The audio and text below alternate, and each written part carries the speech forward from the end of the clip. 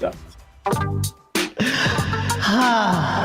Welcome to Go Live, the place where we talk about video games with you. Our lovely people! This is gonna be a special show. The aftermath of Xbox. What happened? What happened? BG's here. He's gonna shit on every Xbox exclusive. Wandering Dutch is gonna damage control it. And here we are. That's the show summed up. We can leave now. Now, ladies and gentlemen, welcome to Go Live.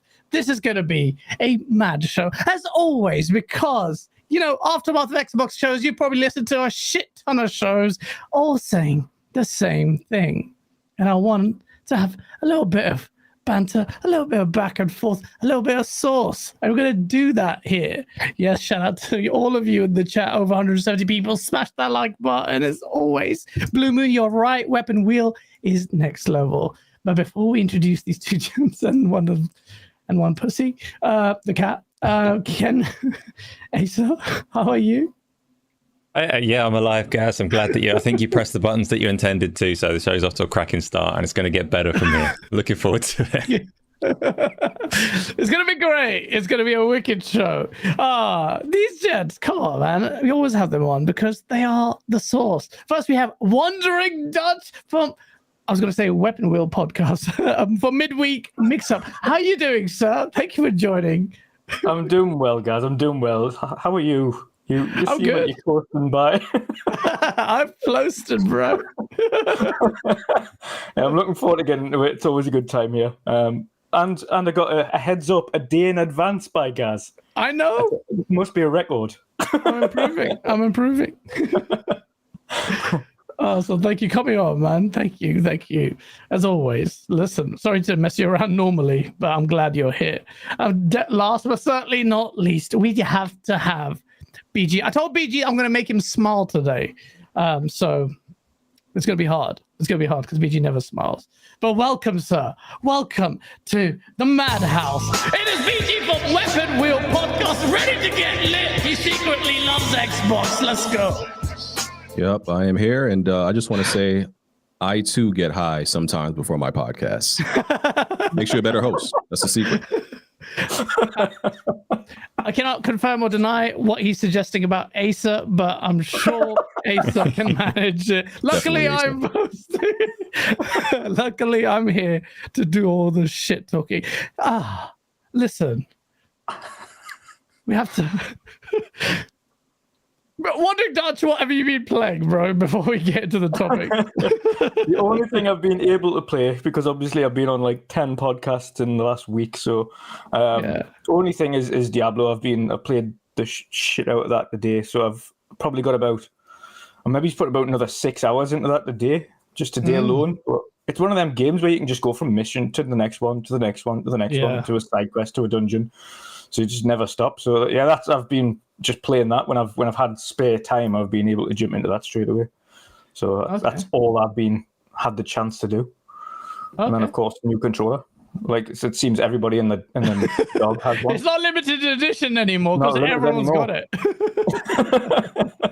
We'll talk about that in a bit.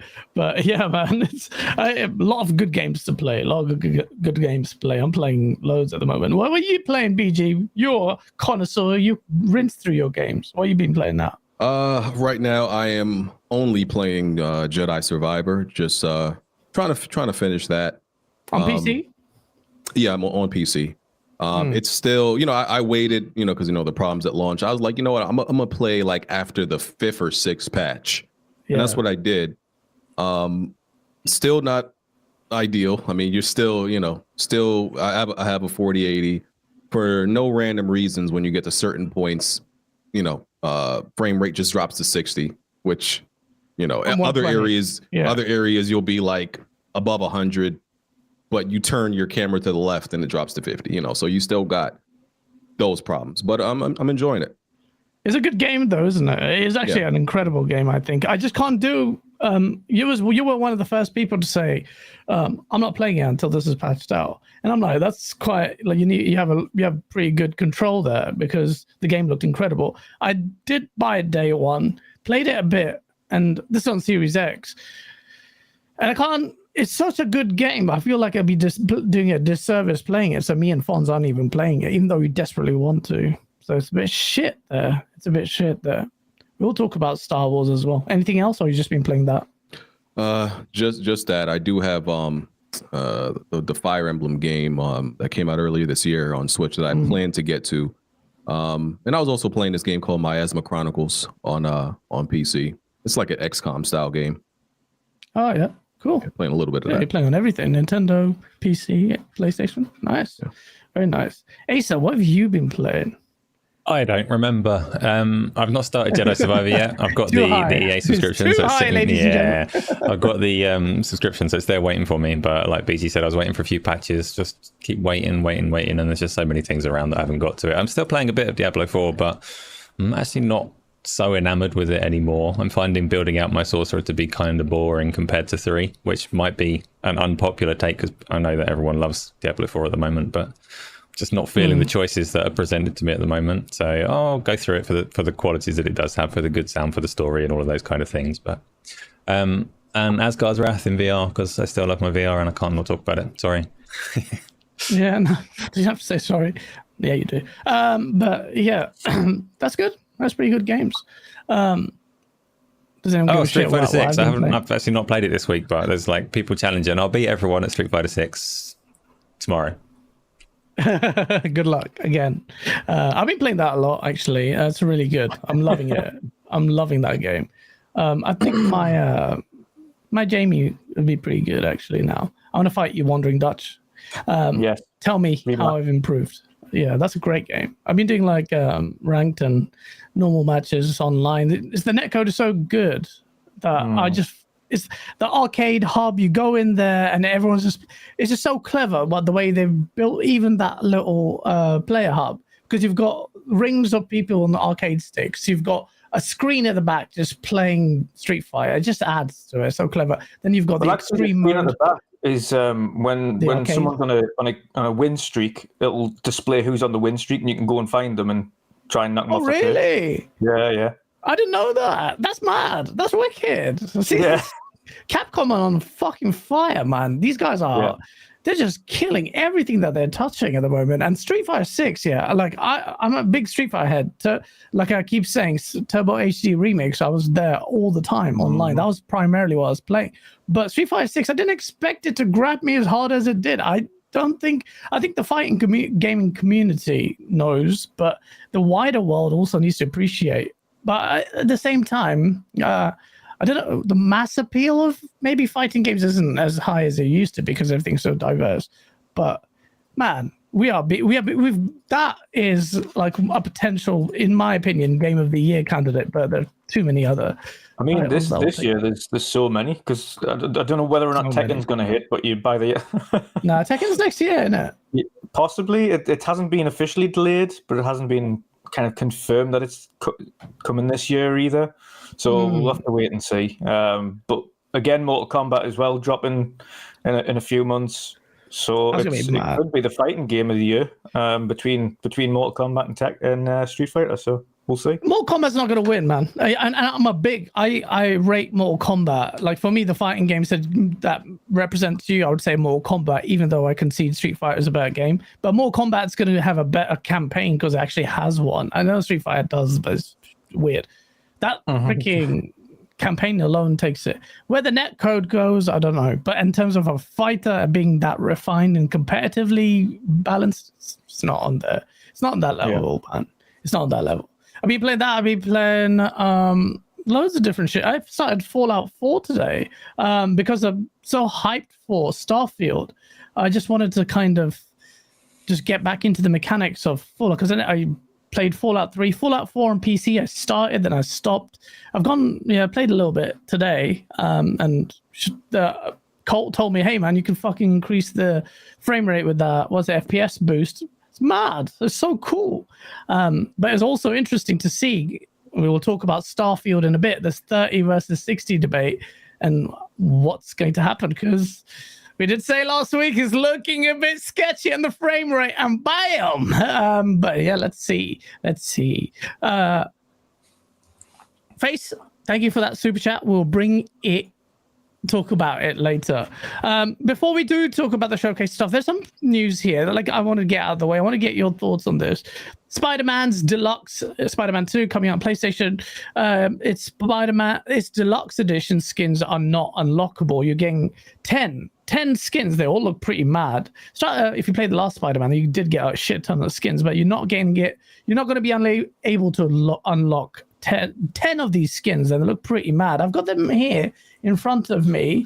I don't know if I want to read them out. It doesn't mean anything without the pictures. They all look freaking crazy.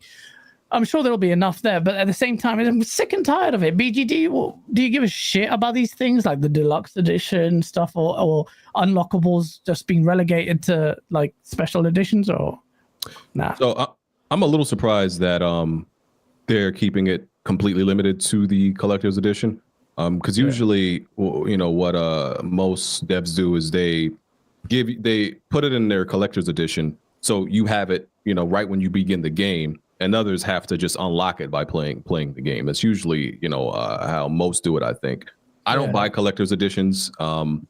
Like I kind of want to one day, but like every time I look at a collector's edition, I'm like, this is all trash. Like I just I can't. I can never like really justify it. The one that I was thinking about was like either Dead Space or Resident Evil, and I was like, nah. Dead Space one is pretty good though. Yeah, I could just never, because it's really, I'm not a collector, right? Like I see stuff in front of me. When I see stuff in front of me that's not doing anything, I automatically think about selling it. So I would probably just end up selling it because I don't like just stuff for stuff's sake, collecting. But the Dead Space one, doesn't that helmet light up? And you could wear it, actually, I think you could actually wear it too. Yeah, my mate put it on his head. I was going to say that would actually see, when I would buy that stuff, and I'm looking at your setup behind you, I reckon that would look really nice there. Lit up. Yeah, probably. The stuff behind me, I'm going to be honest, my wife got tired of my setup looking blank. Because, just a few months ago, if you look in my videos, it's just empty. She said, your background looks like shit. Just do something with it. I was like, all right. I was like, all right, I'll put some knickknacks back there. But Bro, I'm a little bit surprised Insomniac did that.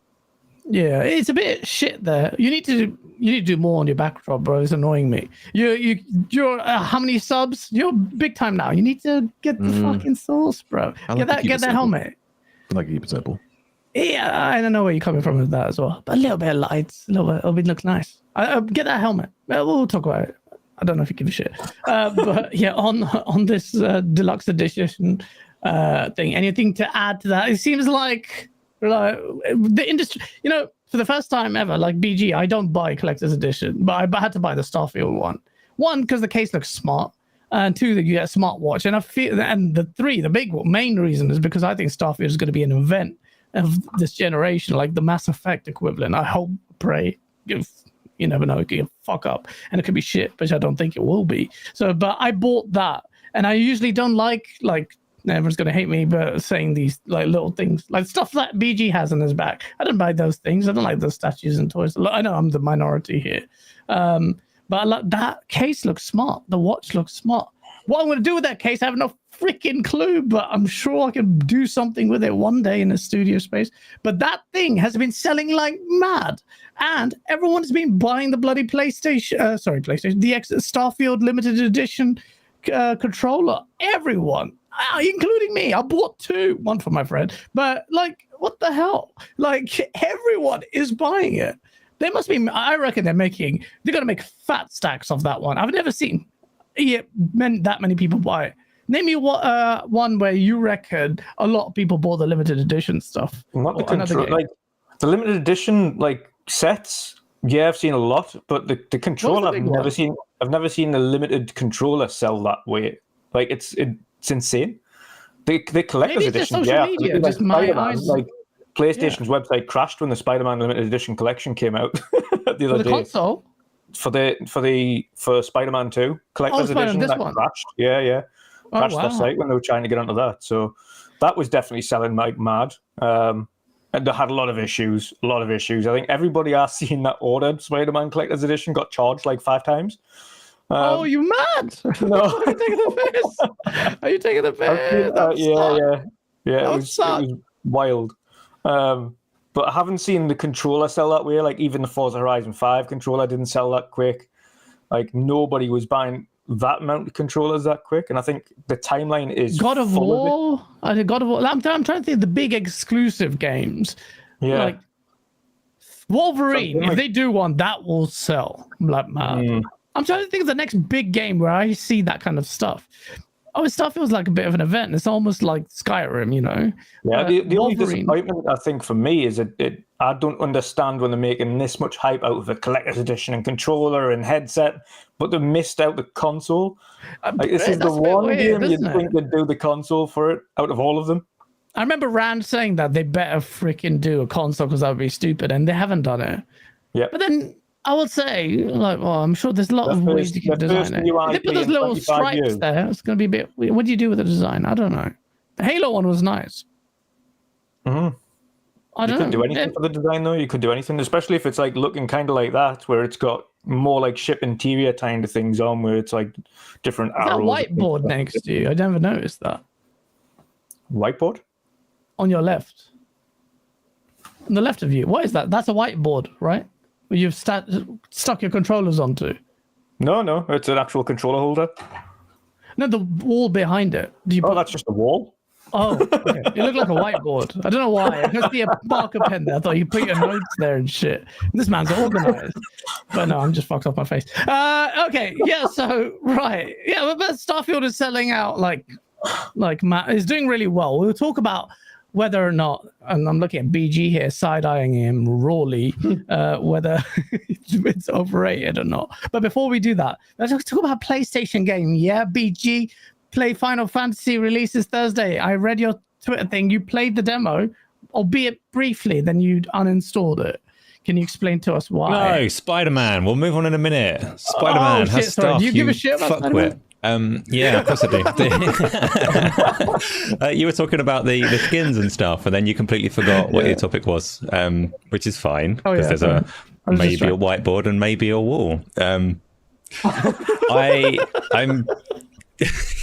There's a lot around, like a lot of people are openly hostile to microtransactions and things like that, but pre-order bonuses and deluxe editions kind of get a pass despite being very closely related to all of those kind of things. And I look at Spider-Man in particular. I've so often held up the first Spider-Man 2018 as like an example of what might be one of the last proper games we get, because it's not the last one, there's other games like it, but one of the last games that you can go into the costumes menu and you can see 50 different skins and you don't pay for them.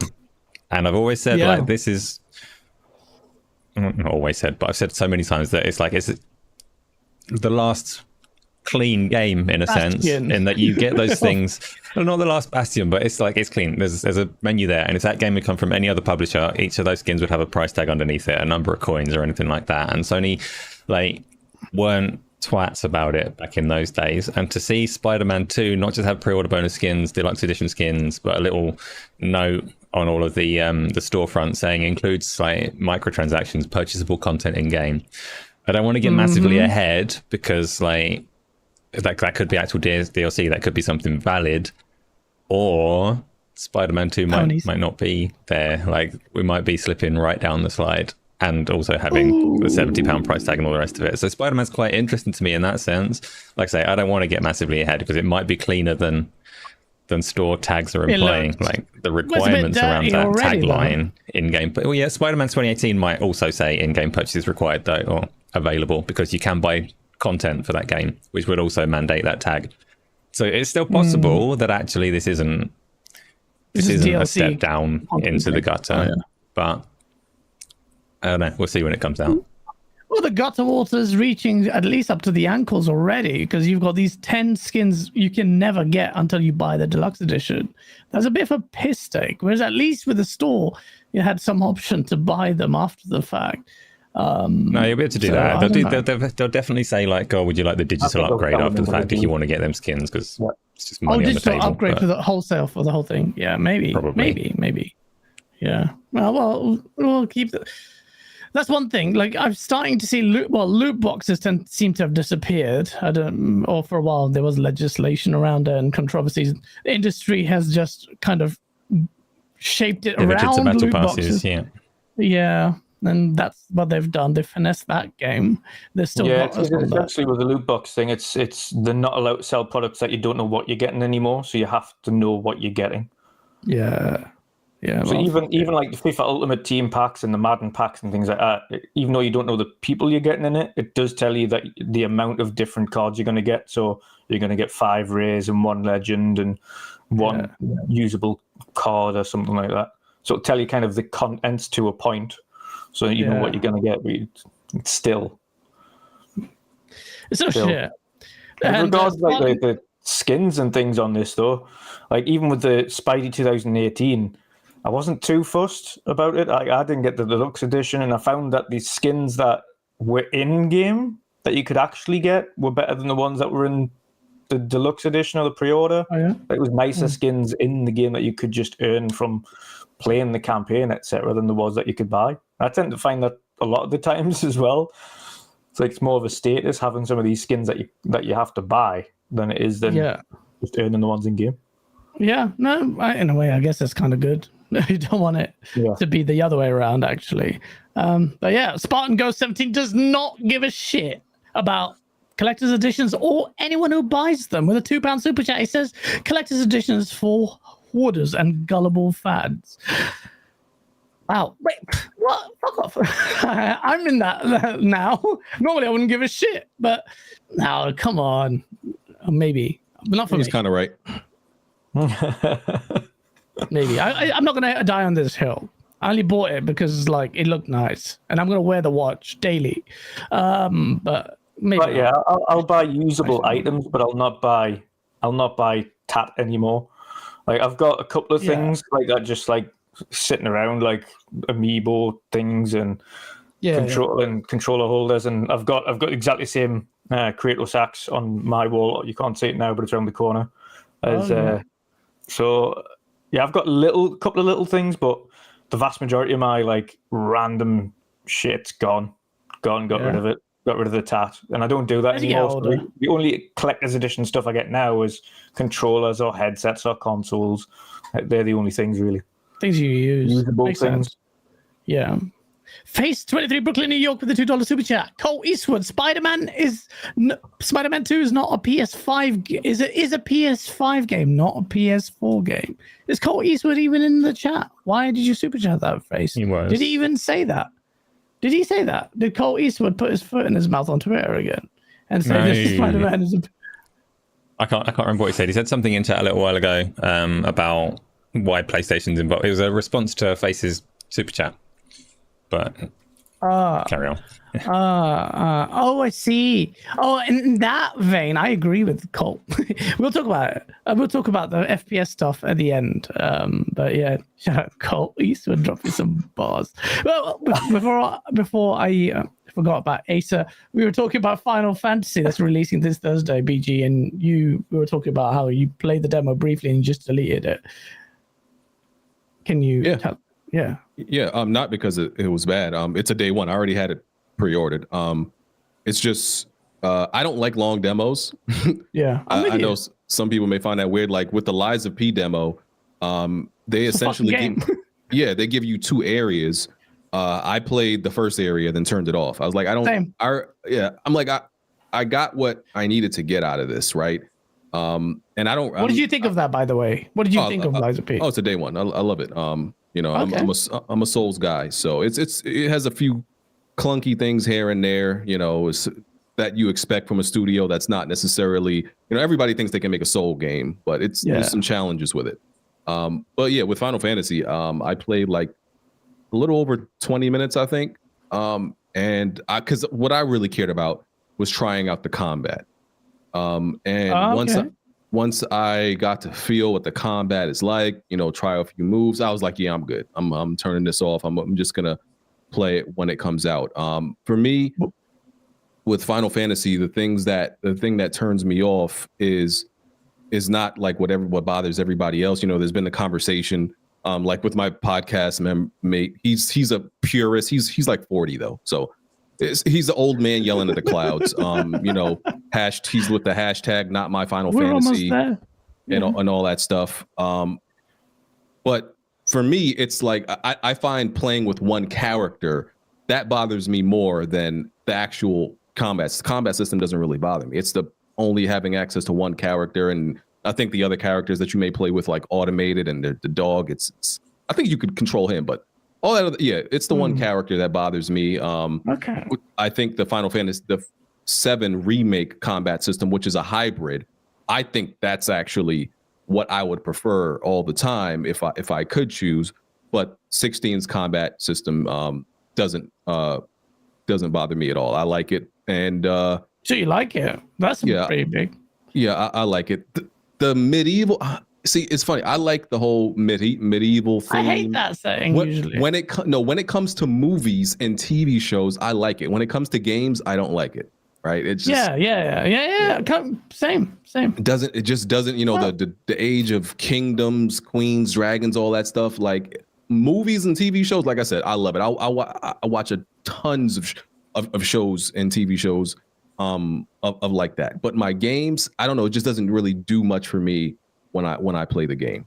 I'm with you, bro. Like as soon as they said, and it's because it's Final Fantasy, like a Japanese studio, like tackle. Well, actually, they could tackle Japanese studio could tackle any region, but the medieval one was just like, like that's really, I would say 90% what deflating me about Final Fantasy is the setting. Like these English people, and apparently, Square Enix have told Japanese people that if you want to play the English dub, if you want to, because the lip syncing hasn't been done on the Japanese version. Oh, what? What the fuck is that one? Forget your home base, bro. And the funny thing is, we will probably play it in Japanese because it sounds cooler.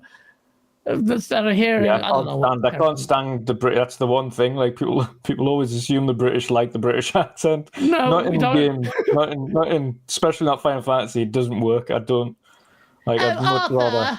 Yeah. Bring. I summon Ifrit, please. What the fuck? Oh, I don't want to hear. I want to hear. Okay, no, that's hentai. No, but I want to hear some great. Almost got a smile from BG. What does it take, bro? Anyway, but he does it on purpose. He does it so well. There's. I'll take that. That face there. I'll take it. Smirk. The smirk. I'll take the smirk. But yeah, no, man. Like that kind of setting is kind of ruining. I think I'll get over it though, because watching the gameplay of it, to me, Final Fantasy looks incredible. I don't even want to look at more because they keep showing so much story shit. This game has had so many trailers, man. So I'm not even playing the demo. Not because I don't want to, it's because I just want to go in. So many fucking games, but I just want to that Final Fantasy. I've never completed Final Fantasy. I went far in Final Fantasy 8, Final Fantasy 9. Really? No, Final Fantasy 9. No, Final Fantasy 10. But that guy was annoying. And a shit at Blitzball, whatever the hell that was called. I've never completed a Final Fantasy game. I've got freaking Final Fantasy 8 installed here right now, but I don't play on my PC. Actually, Steam Deck. Fuck. But you become a man when you beat a Final Fantasy game, so you should get on that. Well, after that statement, I know what I'm completing next. Well, I'll complete Final Fantasy 16 because I went on like disc 3 on Fantasy 8 and it gets shit. And I don't want to ruin the impression of what I still hold Final Fantasy 8. What's funny about that? I loved it. Final Fantasy 8 for me, I started on 7 and 8 I thought was really, really good until you get to the end of disc 2. And then they're like, fucking time travel witch things going on. And it really felt like it was ruined by Square Enix, someone at Square Enix deciding that more discs is better because they wanted to out-disc Final Fantasy 7. So they extended the game horribly, and then it's really funny because just like last week or whatever, they're like, Final Fantasy 16 comes on 2 discs. The person's still there. They're still there, and it was true. That one guy's like, yes, my fucking legacy. 2 discs, by the way. For Final Fantasy, why? Is that much data? You know what? 2 discs. NBA is the PlayStation Plus game this month. I had a look at it. It's like 200 and something gig. That's 2 discs. Who gives a shit? Such a weird brag. Yeah. They bragged about it? Final Fantasy, they made a big point. Right? That makes it a good Final Fantasy game in their eyes. I don't want a fucking long-ass game. Lost Odyssey is the best Final Fantasy. Ooh, C script. It's facts. Maybe. I'm not going to say anything because I haven't even completed a Final Fantasy game. But yeah, okay, so Final Fantasy is coming out. Releasing Thursday. Yeah, you know what we do? Oh, by the way, let's get Asa. Hello. Are you concerned about the performance issues that in the demo? What? Did you play it? I am concerned. I didn't play it. So Final Fantasy 16, my normal approach to demos is if it's a game that I want, I don't really want to play the demo unless we like specifically. If you tell me we're going to be talking about a demo on the show, then I'll make an effort for the sake of conversation. But Final Fantasy 16 was like, of course I'm going to get it. I've said in the run up to it, I didn't like most of the trailers and things. I don't necessarily like the approach to combat. I haven't tried it. But Final Fantasy games always have brilliant music. And I've heard that the music in this one is brilliant as well. So I'm still happy and I still want it. But it is very much an action game. And that frame rate does give me pause on it because it will eventually come to PC and play better. Multiplayer games I get when they're fresh because you want to ride the wave. You want to play them when people are playing them. That's when they're at their best. But single player games, they don't age in the same way. That would be just as good if I do wait. So I'm a little bit torn because of that performance issue. But BG, what mode did you play on? Did you play 30 or did you do the performance mode? Performance, yeah. That fidelity mode, no, those are that's for sickos. Does it tear? I can't stand screen tearing. Does it have screen tearing on performance? I didn't get any screen tearing, but once again, I didn't play the whole demo. So the point up until I played, it was fine. Okay. Well, they're patching it day one. Yeah, originally, there was that report saying no, it was that good. They're not gonna patch it day one, and then they've come out and said no, we're patching it day one. But I think that's because of some, and it's not even. I don't even think it's. I love the fact that it doesn't hit 60. It's that it's kind of inaccurate. It's not stable at 60, which is it will need. It's so funny because a few weeks ago or a week ago, they were like, this game is so complete, we don't need patches. Now everyone's like, it went gold like 3 months ago or something like that. Yeah, it went gold 3. When does that happen? That's a bit weird anyway. Yeah, people did some investigating. I don't know if this is true, but people claim that this demo is 1.01. That's the version. And the version that's going to be at launch is 1.03. So they're saying that demo is an old build. Once again, don't know if that's true, but I saw that a lot on Twitter. People like did some deep investigation or whatever. Wow. People have a lot of time on their hands. The game is coming out in a few days. We'll find out how it runs. But okay. But Final Fantasy meta prediction time. You're always on the money, BG, with these ones. What are you saying? Yeah, I'm gonna go with an 88. 88. Yeah, definitely. I was gonna go with something similar, 88, 89. Although with the potential to hit some high 90, 91, I would say. Potential surprise. I think it definitely has the potential to be like low, maybe skirt a 90, like just maybe hang on to a 90. But I feel like there's gonna be, because to really be knocked out of the 90s, all you really need is like maybe 2 or 3 outlets that really don't like your game. Right. And that's why, like, when games get 90s, especially like mid 90s, it's hard and like it's impressive because all it takes is like one or two people to like give you this game is not that good. 60 and you're out of it, so it's hard. And I could see it going. I could see somebody not liking this because we, like I mentioned, the purist who don't like the direction that Final Fantasy has gone in, like we talked about the setting. They may not like that. They may not like it. There's a lot of things that somebody might find that they don't like about this. So okay, yeah, no, I agree with you. The turn-based one, maybe the setting. We'll see. We'll find out soon. When does the embargo live? Must be soon, surely, if it's releasing Thursday. Maybe Monday. The next couple of days, I think. Yeah. Is it? Oh, okay, Tuesday. Okay, sounds good. We'll find out. We'll find out. This is PlayStation is hanging its hat on on Spider-Man and Final Fantasy. This third party or not, that game needs to bang as well. I feel like there's pressure on PlayStation as far as first party is concerned. I think it's a bit of a weird one. I think it's going to be maybe an 86 or an 87, and that's. I think the gameplay people will enjoy, but we know what reviewers are like now when it comes to the story and the characters and the voice acting and things like that. So these things could grind on the wrong people. We've mentioned for us, the English accent grinds. Like we don't like it. It could be that the story's okay from what we've seen, but the further in you get, it gets really muddled and weird, and which has happened a lot with Final Fantasy. Let's face it, the story can get muddled real quick, especially near the end. It's just kind of we weird. talked about with the 8. Yeah, so we'll see. It's one of them where it's like it could be amazing for the first half of the game, and then the tail end of the game just goes off the rails. Final Fantasies are really unpredictable like that, so I don't know. When was the last time we had a solid kind of Final Fantasy? That's a good question. What was Final Fantasy? Final Fantasy VII Remake. I was actually going to preface this by saying, hey, I'm going to pull out that Metacritic of Final Fantasy VII Remake, but granted it's Final Fantasy VII, this will be skewed a few points higher. In my head, thinking it was probably sitting at 92, 93. Final Fantasy VII Remake is sitting at 87. I'm surprised by that. Like, it's a good score, but for the big 3 reveal, this was a big game. So that's saying at 87. 88 might be quite a good shout from BG, and 87 from you. I'm going to go with 89. Asa, you don't care about numbers, do you? Just throw a random number. No, whatever BG said, like he's usually right. So whatever that was. Yeah. BG has a very good record with that. Although Redfall surprised both of us, didn't it, BG? Yeah, man. I was going to say, though, BG, speaking of Final Fantasy, Rebirth looks awesome. Yes. Rebirth looks like exactly the game that I want. Rebirth looks awesome, except they showed far, far too much of it. I was like, oh, it's Rebirth. Okay, stop showing it. Stop showing it, please. Stop showing it. Are you really? Why would you show me that?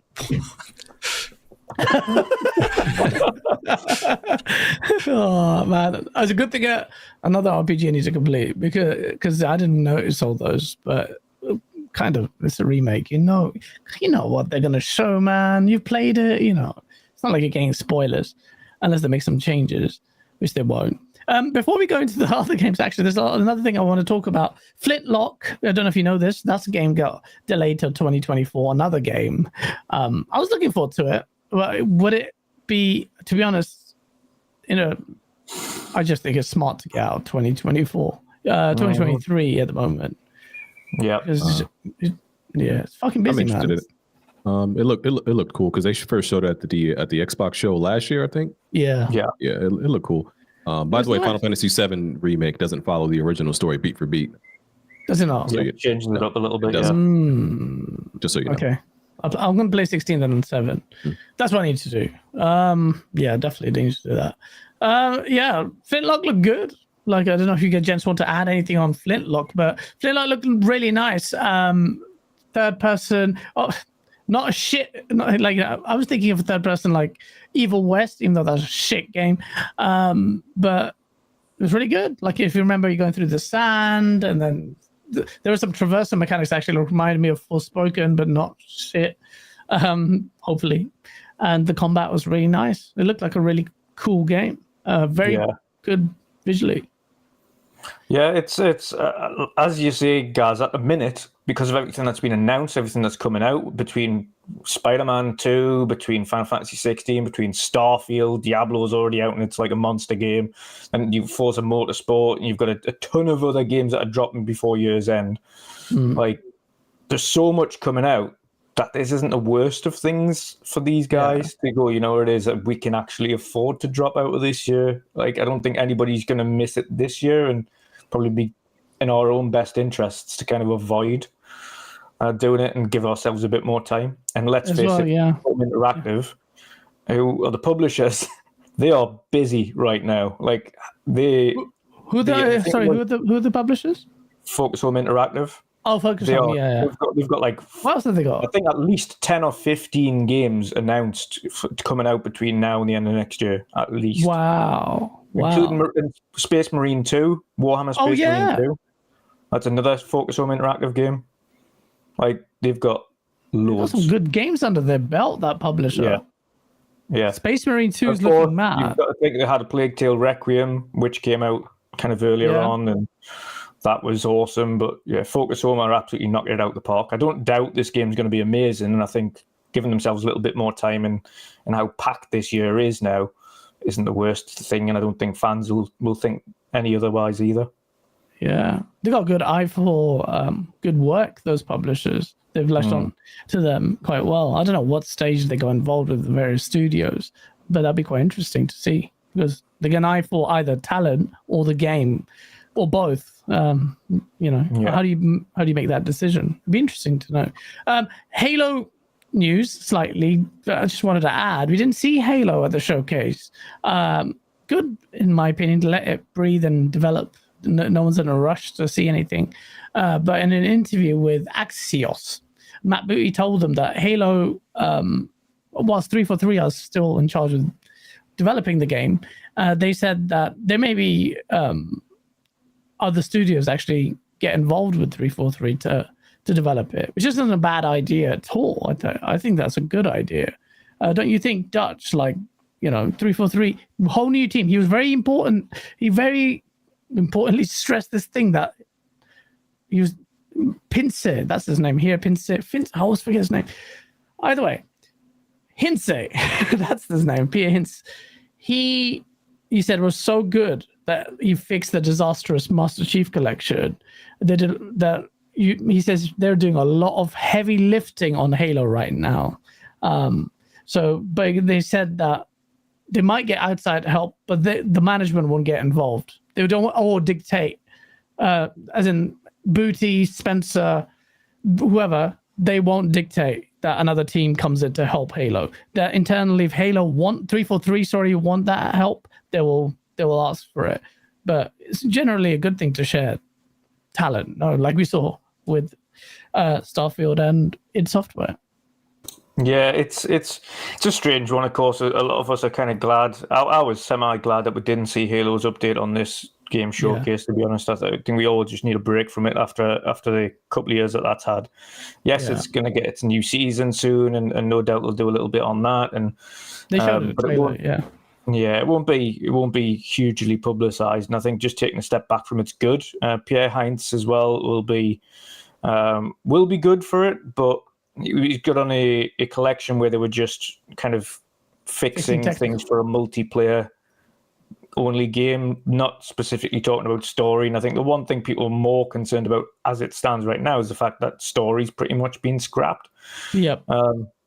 Whereas the online, because of its addition of Forge and all of the new maps and things that are going into it every season, it's a case of over time, it's going to get better, the multiplayer, but the story's just left just in the back and they don't really care about it. And that's why I'm so glad. I'm glad I don't want to see them. I don't want to see 343 on. I hope they do what GaaS did, to be honest, and just take a step back, because we know the coalition said themselves after the last one, said we're going to take a step back for a minute and take our time doing whatever we do next, whether it be a new IP or whether it be GaaS 6, and we know GaaS 6 has started pre-production at least anyway. It's quite far ahead, further ahead than you think, bro. Yeah, I know. Well, so we always say that, but then having Matt Booty and Phil Spencer stress timescales for games are much longer these days. It's probably not as far as people are thinking. I'd probably say GaaS 6 is more likely to be maybe a 25, 26 game if there is one. I would say 25 at the latest. We'll for see. A reason. We'll see. Is it the same reason that you think Dutch is sitting by a whiteboard?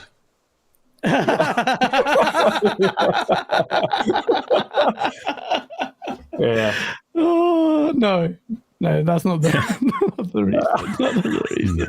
But okay. Well, I don't know what more we can talk about. That anything to add to that, gent? No one cares. No one cares. Well, let's talk about the showcase, ladies and gentlemen.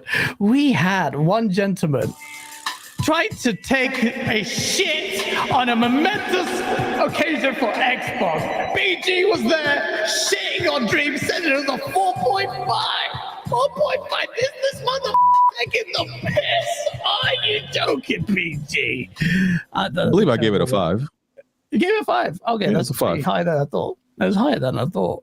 But BG, you have literally, when I announced you're going to, I kind of expected this because the community is just so polarized. But there was there's the guy who said Showcase sucked. Fable, you were vexed at Fable. Let's start with Fable. Fable was the game, unlike me and you thinking, Dutch, that they would end the show with it. They started the show with this. And we blew our load. What I did, I was like, yo, that's gameplay. Well, actually, it wasn't the actual gameplay bit. It was the in-engine bit and how good it immediately looked. I didn't expect Fable to look that good. I don't think anyone expected. A game doesn't just look good for a Fable game. It just looks good, full stop.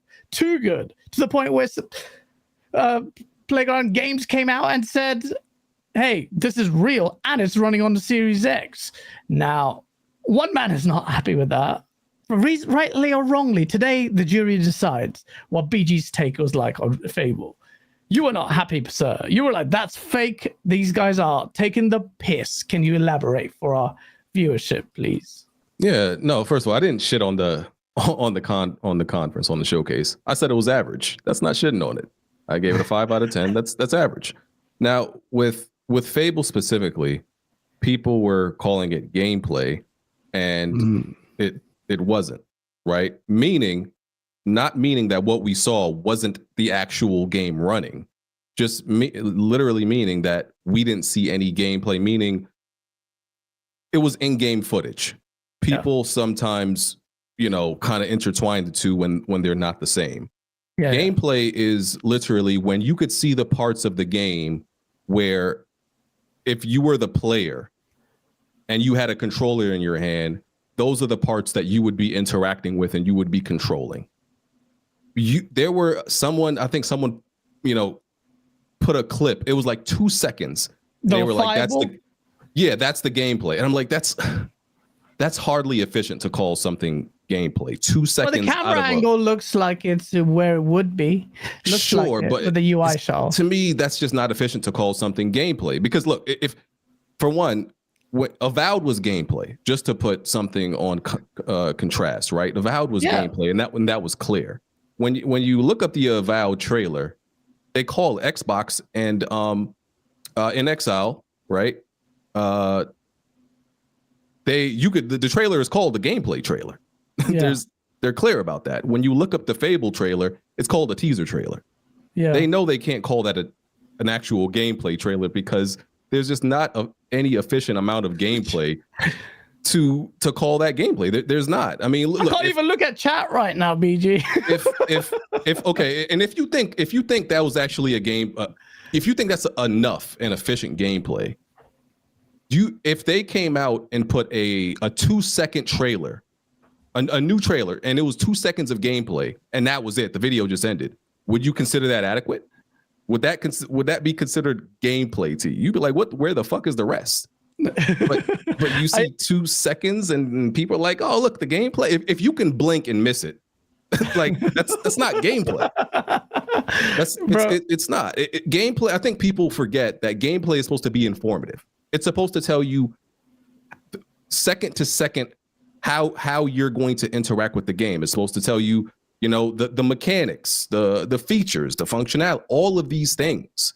Gameplay is supposed to tell you something that you did not know before. There is hardly anything you learned from that trailer that you didn't know before. Gameplay. It's hardly anything. Exactly. That I was going to actually ask the chat this. You seem to be vocalizing it against BG, but can you give me a counter to that? Because if it's a gameplay trailer, do we know how the game plays, chat? And if you say, yes, we do, that's bullshit. We don't know what the game plays like. We can see maybe what magic might look like. How does it work?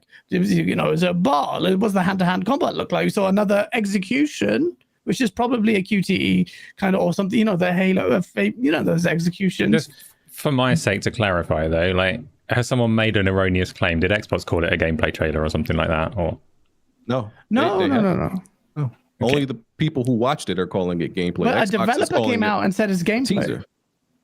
And I think who you're talking about, he highlighted the 2 seconds. And it's like, and once again, nobody is calling it fake. The game is going to look like that. It's going to look like what you see. We're not saying it's fake. That the game's going to look like that. We're just saying that trailer was not You say not BG, actual gameplay. That's all. BG though, you're a little bit more genuine with your thoughts, because obviously there's been those on Twitter that are saying no, it's not gameplay at all. It's not going to even look like that. Like, that's disingenuous. At least you're being completely genuine here, and you're saying, listen, it's not that it isn't gameplay. It's not that it isn't going to look like that, because it will.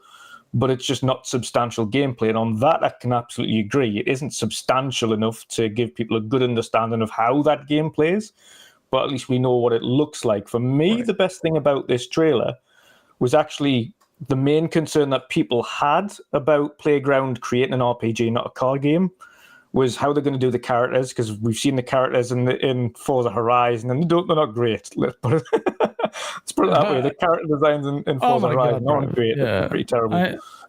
So the contrast here is now we see Richard Ayoade, and he looks fantastic. Like the level of detail in him as a character is phenomenal.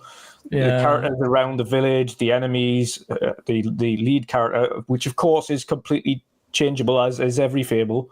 So you're not going to just play as that person. It will be character design as you do in every Fable. But even that, it's good for me to see, okay, I've got no concerns now that they can create people.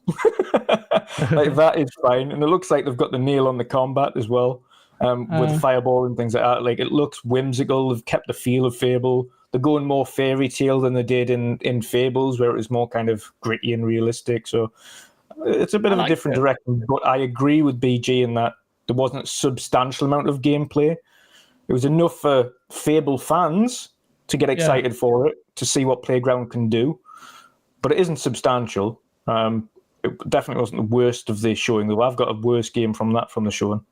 I think chat then come to BG's defense, not that he needs it, is the fact that BG, you've always been a pretty harsh critic of these shows. Not only did you give the PlayStation, I don't know what you gave it, like a 2 or something. This year's, I gave it I think a 3, at most a 3.5. Last year's, I gave it a 2 because there was no gameplay. I said the same thing for the PlayStation showcase. They didn't show me any. It was just CGI and a whole bunch of cinematic shit, and it was no gameplay. I gave it a 2 and a 3. That was the showcase 2 years ago, people. He gave it to the PlayStation showcase. So the one where they showed Spiderman, and they didn't actually show it. It was just in engine. Gave that a 2, and people killed me for that too. I'm like, they ain't showing. Because Wolverine shown in that one? It was. Yeah, that was the Wolverine one where it was also just CGI or something. So, and he gave that a 4. I didn't get why you got so much hate. That's why I didn't say anything. I was like, I just think people need to be a lot more tougher on developers with these trailers, because these trailers are starting to be like commercials where, like, you know how you'll watch a commercial and you'll have no idea what the hell it's about until the last 2 seconds, and you're like, I had no idea that's where this was going. Like, it's a car commercial, and they didn't show you the car until the very end. I'm like, oh, I had no idea this was a commercial. Like, trailers are supposed to tell you something. Trailers are supposed to tell you something and describe something to you. It's supposed to be informational, right? Like, there used to be a time where, like, before the internet, that some of us made decisions on what game to buy by looking at the back of the box. And you had to, and they did their best to describe their game in the limited space they had on the back of that box, but they did their best. We're getting like 5-minute trailers now from a bunch of developers, and in that 5-minute trailer they tell you nothing. I'm like, what is the point? You could have just not put this out, because I learned the same thing from you putting the trailer out as if you didn't. So I'm like, no, I don't. This is trash. Stop doing it. It's bad. I don't disagree with your take on it. I was personally, however, happy with Fable, the trailer, because for me, it made me excited because we got to see it in engine. So I know it's real. It astounded me visually. Gameplay is a big question mark around it. Although I'm not overly worried about Playground Games delivering in that department at all, because as good as Fable 2 and Fable 3 I played on PC, I think, but Fable 1 and 2, as good as the gameplay was, there was a bit simplistic as well. If you remember, you would have a sword attack on X or Y, or you could map them, and then one magic attack, and it was just like and roll. I don't remember much behind it, and I think there's a lot of room for refinement. Which is why I keep saying that Fable probably be the best Fable game we've ever got. Fable's like the original Fable's combat. You're right that the buttons were simplistic and it was deliberate because it was one of the first games that had like context sensitive attacks. So if you were pressing that button when you were nearer to like a bit of scenery, then the animation would be entirely different. So it's like you list it as a negative, but actually that was fairly pioneering as a combat mechanic that is well established since that game came out. But because it was ahead of the time with that. And I remember actually at the time, like people are a bit, how will this pan out? And actually it's one of those that has succeeded. But yeah, I mean, even if they do stick to that kind of context sensitive button mapping, there's so much avenue there. You could just take that and enhance that mechanic more with, a lot more fluidity and some clever control design beyond that. I think it'll be fine. I'm just happy. I'm happy. I was shocked. And this is where I'm sketchy on this. 2024 release date for Fable. I don't know. I don't know. Do you know the most important thing in that trailer for me? Like 25, everyone. Yeah, like everyone knows Fable as being this like quintessential British like quaint humor, all of that kind of stuff, and that was the thing that Playground Games being based in the UK was like, they're going to understand that and they're going to deliver on it. But actually, when you look back at Fable, it's mostly like fart jokes and kicking chickens and things, and it might not have aged that well anyway.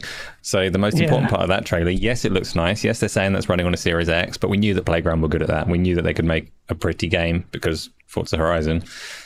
But Richard Ayoade, or however you say his surname, is like, he's a fine choice for humor because he's like he's dry and cheeky at the same time, and it's going to work really well if you want to make a British comedy game. So for people that are looking at Fable and what Playground are doing in terms of direction, it said quite a lot in its perfume ad kind of way. Yeah. You like that description, But it was, I mean, it's a lot. This one's less perfume addy, but I thought it was really good. It did tell me a lot. BG, you may not care for those elements, but for me, it told a lot. To me, it told me the visuals look really good. Definitely that. Nobody denies that. And thematically as well, like in terms of the tone. Tonally, this game is showing off very different to a lot of the Fable game. It kind of is like, even in the nature of the dialogue between, how it was introduced, I feel like it was in their mission statement when making this trailer that we make it clear how we're approaching humor. And I think they've done we were talking about it on the run up to the showcase that this needs to evolve beyond this very simplistic humor. I know humor is subjective, but I think for Fable to hit it, well, it depends. I mean, it was a less serious type of RPG, but now they're taking it somewhere else. I was happy, BG, but I don't rebuke you at all for your stance on it, because I agreed with you fundamentally. Is because I know you come from a sincere place where you are actually talking about Fable and you have a track record of being consistent as fuck. I don't know what, but people saw you as the PlayStation guy, and then this is where they said, why are you coming at me, chat? Because I'm defending it. It's just, I believe what I believe. By the way, I missed out. KJ Wars 85. You are part of the GameOnDaily Elite family. Shout out to you. Thank you for joining us. And if I'm defending BG and you're going to quit, no, I'm not going to tell you to fuck off before you've even done anything. Welcome to be remember. Spartan Ghost 17. That's one way to fucking stupid. The sneak peek revealed exactly what it needed. It says Spartan Ghost 17 with a £2 super chat. And generally I agree, because some people were just asking for an in-engine flyover. You got a lot more than that. But Cole Eastwood with a £5 super chat, $5, sorry, unless you moved it. The super chat says this, and I think this is like aimed at you, BG. I'd like you to take a response to this super chat. He says Fable showed us what the game looks like in engine for real, and for 2-year pre-release. That is more than anyone can expect. Impressive regardless. Do you want me to read that again? Or now? Do I want you to read it again? Because I read it out weird. Oh, no, I'm good. Listen, and there's people saying, there's another super chat that says, who expects, a 50-minute deep dive on Reveal, there are games that the Spartan Ghost, there are literally games even from this showcase that you saw gameplay from that never had a trailer before. So I don't know, like Clockwork Revolution, did that ever have a trailer before? Nope. No. So if they can do it, even that the Metaphor Fantazio game, that was never announced. That was gameplay. This excuse that you can't show gameplay the first time you're announcing the game is absolute. It's nonsense because games do it all the time.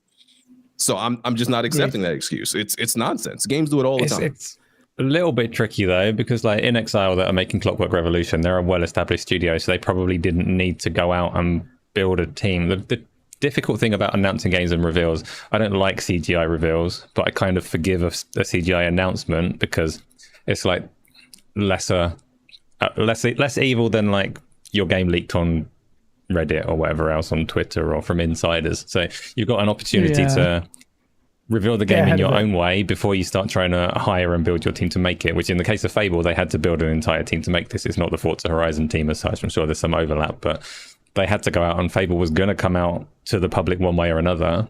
So revealing it with CGI, I can forgive it. And the fact that the second trailer is all in-engine and not gameplay, but you know what we're saying. It's I think it's a good way to keep people interested and to show people what they've got. I don't think they have done wrong by us with what they showed at this particular showcase. Yeah, no, I think so too. I'm just a bit skeptical on the. Am I just losing it? It is a 2024, wasn't it? Saying 2024. No, it didn't say anything. Which one am I thinking about? Avowed. That's what I was thinking about. Yeah. Oh, so Fable's never even had. I'm an idiot. Okay, fine. So that means it's kind of further away. Maybe. Yeah, I think it's 25. To be fair, I think it's a 25 game. Yeah. Well, I know that they had early problems with Forza Tech like a while ago, but I expect that to be resolved now. So it's like 2025 is the one. 2025. But we'll see.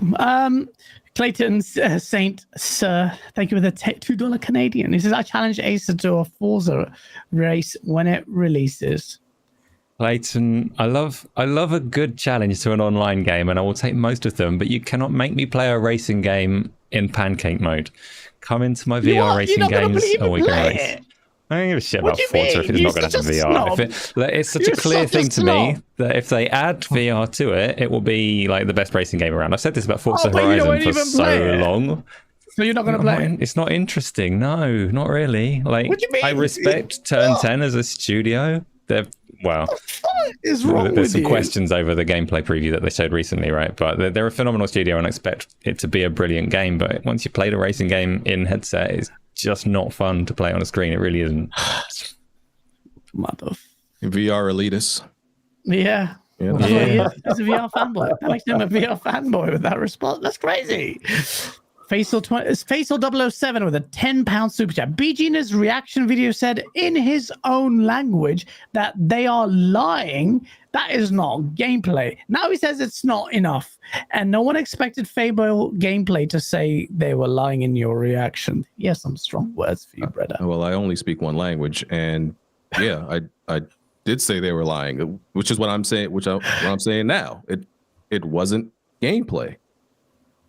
It was in-game footage, but it was not gameplay. Okay. Saying the same thing now. Faisal, you heard it from the man. Yeah, that's 89 with a $2 super chat. I'm calling it Avowed Delayed 2025 I don't know. I don't think this is like that's the closest game to release. I think Hellblade's going to be late 24. I think Avowed's going to be Q1 24. I agree with you. What do you think of Avowed, Dutch? Avowed, you see, this is everyone said this is the thing when you can't compare CG trailers, which is what people have done. They're comparing the initial reveal CG trailer to an actual in-game, and they say it looks nothing like this. Well, because one of them was a CG trailer. And this maybe they were thinking tonally they expected. Yeah, but even tonally they don't know, because if you go into a very dark cave, it's probably going to look very similar to what it looked on that tonal section where you have the hand wand and the sword. That's the only section they're I comparing would it again. say, in terms of cinematography, in terms of the shot placement of that shot, the way it revealed itself, like with the sliding door opens up and you got this, like, I think orange light coming out of the fire. It was purple. like flame, as if some kind of dragon was coming out of it. Yeah, so it looks epic, but people are, I think, conflating the epicness. It really isn't that far. All he did was twist his hand, have some magic, and a sword, and a door opened up. But a lot of people think they read into that it was realistic, more so than they're saying on Twitter, because the word that they're trying to say, it's cartoony. It looks. The other thing that they're saying is that it doesn't look good enough. Oh, What do you say to yes, that? it does. It looks like an Obsidian game. It looks exactly like an as soon as I seen it, it gave me things of it. This looks like the same tonal aspect as Outer Worlds in terms of the way it's presented, the way its colors are. It's very vibrant. But I think you're going to get some areas that are going to be a bit darker, a bit more dingy. You're going to get these very vibrant Outer World areas. So I think when you're in certain cave systems, certain darker cave systems, it will look relatively similar to that tonal aspect you're expecting. Yeah, And I don't think it's going to be a comedic or whimsical game like Outer Worlds. I think it's going to be very much a very serious game, in all fairness, for them. Of course, it's in the Pillars of Eternity universe, so it's definitely going to have a serious tone to it. Yeah. But as soon as this come on, a lot of people, especially that sequence there at the beginning, just went, Assassin's Creed? No, I was like, nope. It's Avowed. No, it's even there, that doesn't look whimsical. But then people are looking at these like bright mushroom sequences and thinking that doesn't look serious. Yeah. But then certain areas look a little bit more serious. Like you've got the gunslinging there and everything. So Skyrim. It looks like Skyrim. It's Skyrim, but Obsidian's tone. Like you get the Outer Worlds touch, isn't it? Shout out Fritanga's in the chat. Who's Frit? You know who Frit is. Watch yourselves. I know what he does. Oh shit! Be careful what you say. He said for BG. Just to clip what he said. What Avowed? What do you care about Obsidian's games? Avowed looks good. I enjoyed the gameplay that Avowed showed.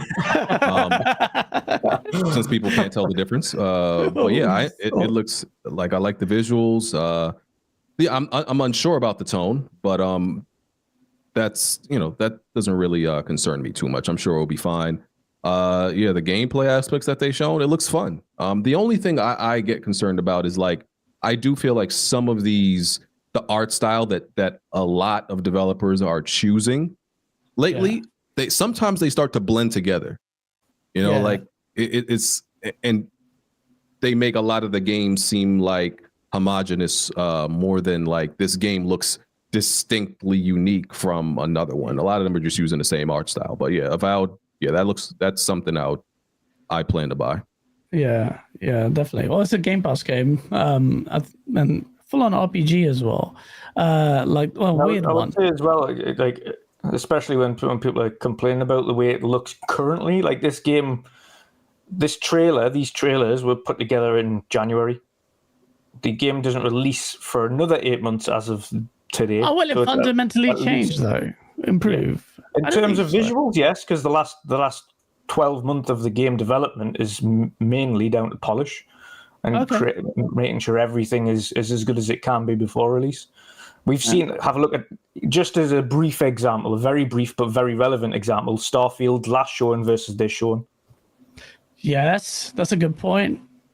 Starfield looks mad. They've improved massively. Way different. We'll talk about Starfield at the end. But yeah, it's an example on what Avowed will be. Avowed looks great to me. It looks, for those who have played Outer Worlds, it looks very similar in its popping colors and its vibrant world. Yeah. But it's gonna have some gritty areas. It's gonna have some vibrant areas. There's a lot of contrasting going on in the world of Eora. So there's a lot to take in. And the good news for us came afterwards was with kind of how long in the extended showcase, how long is this game, how big is this game? And they said, okay, well, in terms of kind of size-wise, it's kind of the same kind of length as the Outer Worlds. So it's like 25, 30 odd hours. Perfect. So good. Should be less. Good. I'm I like glad. those kind of games. We've already got one monstrous RPG. We don't need like loads of them. Like a nice 35-hour like RPG with potential expansions like Outer Worlds did, which were phenomenal. You probably get. I'm game for that. So no, at the minute, as BG said, combat gameplay looks fun. I can't wait to see what kind of spells you've got. Again, they've flintlock pistols, which you don't see many medieval-esque games with flintlock pistols in them. So I'm excited to see what other kind of combat things are in there and how the story unfolds and things like that. But I hope it's got Obsidian's the storytelling and the choice-based kind of story as well in there, that where whatever it does has an effect. It should have. I hope they do it like Outer Worlds, because I liked how they wrapped it up at the end of the game, where it was like, okay, well, because of your choices, this is what happened, and this is like this is how things curtailed because of your choices in the game. I love that. I'm still playing that. Oh. So I think it's going to look really good when it comes out, to be fair. So there's parts of that trailer, like the art is nice and high resolution and detail and crisp, but the lighting is just a little bit like it's not cinematic. So there's certain scenes there that just look a bit flat as a result. There's some scenes that look really, really nice, but there's some scenes that look like Skyrim, and Skyrim is 10 years old. But it is Obsidian, and they make really good games. I really enjoyed the Outer Worlds. I was a little bit disappointed when they said that this game was the same size as the Outer Worlds, because idea in my head was that Obsidian, prior to being owned by Microsoft, could make a game the size of the Outer Worlds, and now they could make something bigger, because the Outer Worlds is like a spacefaring RPG that's actually quite contained and not that long, which isn't always a bad thing. I like a short game, but for some reason I just assumed that now that they've got Microsoft's funding behind them, Avowed is going to be like something bigger than anything they've done before, and now they're saying it's comparable in size to what they've done before. I was a little bit surprised by that, but it just looks really good. Their writing and their characters are so cool. I just explained why I was surprised by that, didn't I, GaaS? Comparable in size, though. Yeah, surprised that it's comparable, like because they've got Microsoft's backing now. So I just assumed that it was going to be a higher budget, bigger title than what they were able to achieve when they were more financially stricken or challenged as they were. And they were like, finances were not an easy thing for them to deal with before they were acquired and owned. So I just assumed that the extra resources would lead to a bigger game. It's not necessarily a bad thing that it's not. It's just when you can see that it is an open world game that presents itself so much like a Skyrim, I just thought it would be bigger. And it's going to have enough hours for me, realistically. Like when games are absolutely massive, I'm still playing Horizon Forbidden West because it is too big. So it's not like a significant criticism. It's just a thing that defied my expectations a little bit. I think it's going to be great. Did a lot of people say it was a good thing, that length for Outer Worlds? If I recall, a lot of people saying it was actually really refreshing to length. be able to finish a game. It's a perfect length in that sense. It is refreshing to have a game that is like big in scope, big in diversity. There's loads of characters that you can have, like you can watch them develop, and every character that you can have like as a companion, they're all interesting if you choose to engage with them, but you don't need to engage with all of them. And there is a lot of choice and a lot of flexibility in the way that you play it. So Avowed can do that, and I reckon I'll love it. Just a minor surprise that it's not aiming to be their biggest thing ever just because they are now rich. Yeah. Well, it could be. I mean, the only thing we don't know, because again, they're comparing it in size, as opposed to the initial scope of Outer Worlds, and 25 to 30 hours was kind of just the game if you're not doing all of the expansions and you're not doing all of the side quests. And as you mentioned, the companions each have their own story, and you can do their stories if you want to go and follow them to do these random quests. And we're going to get companions again on this one, so it could be that the initial size is there, but maybe the side quests are longer. So no, we'll find out. Yeah, we'll find out. I'm not worried. In fact, one of the things that really I liked was to see In Exile and Compulsion Games, and not Compulsion Games, sorry, In Exile, and Obsidian show off that their games, their character isn't missing, like the spirit of theirs is intact, because what we don't want is an Arcane Austin / Redfall situation where it didn't represent what we know. The art style didn't represent Arcane Austin's real style. There was a bit cartoony elements there, but the game definitely, even in a CGI trailer, pivoted from what Arcane are known for. So they're doing this a 4-player co-op thing didn't work out for them, whereas Obsidian are going to deliver a great RPG. We can be quite confident with the Outer Worlds being a really good base for that and more. And then they've shown their fluidity as well with Grounded, which has met really positively as well. And they've really smashed that out, really, like in a very saturated field. That is doing really well for a game like that of that type, which I was surprised at. I was expecting to die and be one of those games that they announce, oh, hey, there's another live service getting shut down, like Knockout City. Noob Sabot JP45 with the $5. He said Xbox never said just gameplay. They said combination of gameplay, in-engine, and CGI. No lies told. In that sense, you're right, Noob Sabot. They stuck to their word there. But still I would say some finessing there, but I didn't bother me too much, apart from one game, which we'll talk about. Before let me catch up with Superchats. Assassin89 with the $2. Dev need to polish Avowed. That's why I say delay. Oh, you think so Assassin isn't really impressed with the quality scene? Again, from when the gameplay trailer was put together, which was back in January, February to now, and then to when its actual release will be, which was, I'm guessing, Q1 24. Yes, that's a year. It's substantial time. You'll be fine. I think you'll be fine. Yeah. Not every other game has to look like it's hell. a fair conversation, though, when you compare it literally to Fable, though, right? Because Fable's coming out further away, but is a visual spectacle from what they've already shown. So you could say that if you do a like for like, you'd want Avowed to be the game that looks further along, that looks more polished, that looks more impressive visually. I do get it when you look at it in that context. But it's a different art style, different engine though. Forza text flexing. That engine is not to be underestimated. But on that front as well, though, it's the art style that's catching people off guard. Yeah, it's Obsidian. Art style. Like, it's gonna look great though. It's gonna look great. I've got no qualms about it. I'm not worried. I think it's the one title I'm actually super relaxed about. Matt Carney with a £10 super chat. He goes, when I've enjoyed a game that the vast majority have unequivocally condemned, I begin to question my own opinion.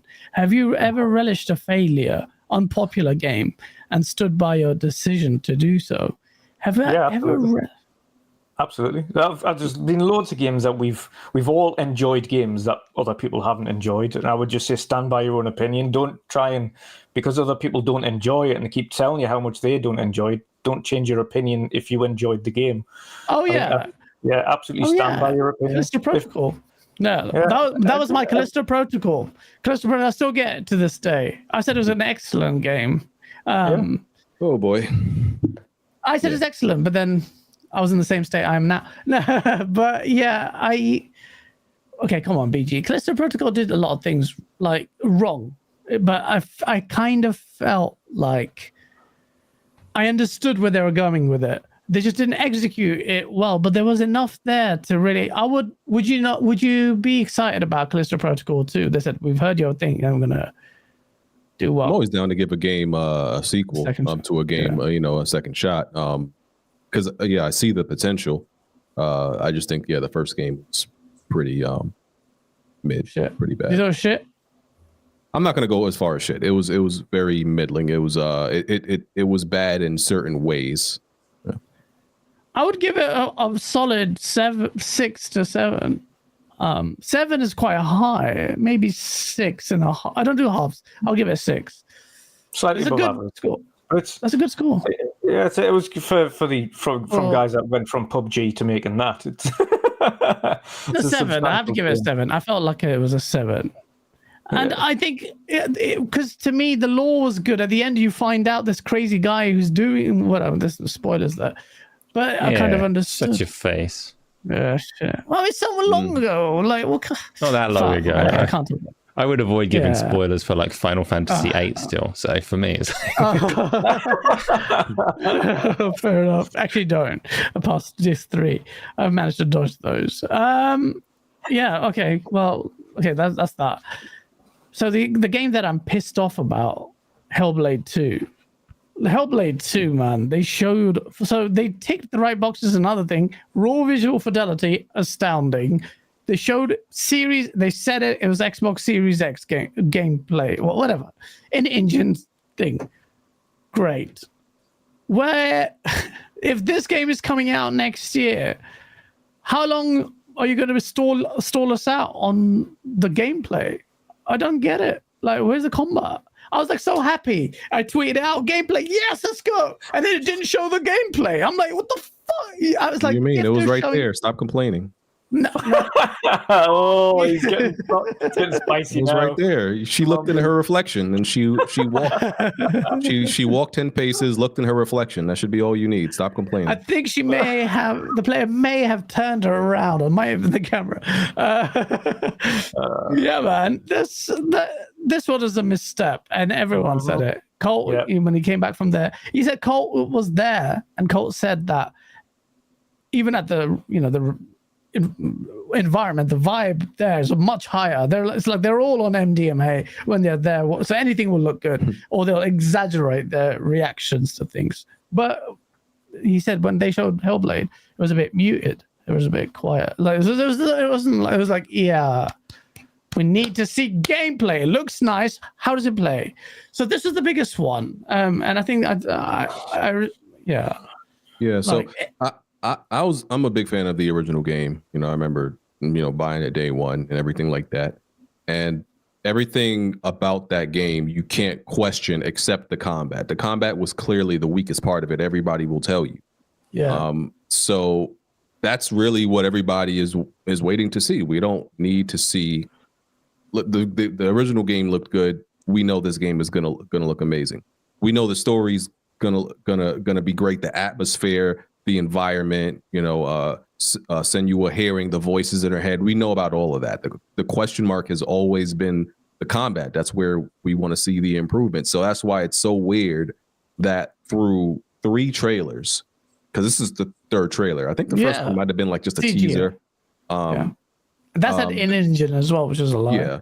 The second one was, once again, it was kind of like similar to the Fable situation where it was, you saw her just run backwards for, I don't know, 30 seconds. That's from a giant or something like that, or a troll. I think the spear. So this is the thing, it's so hard to tell. You can't distinguish the gameplay but that may be a good thing.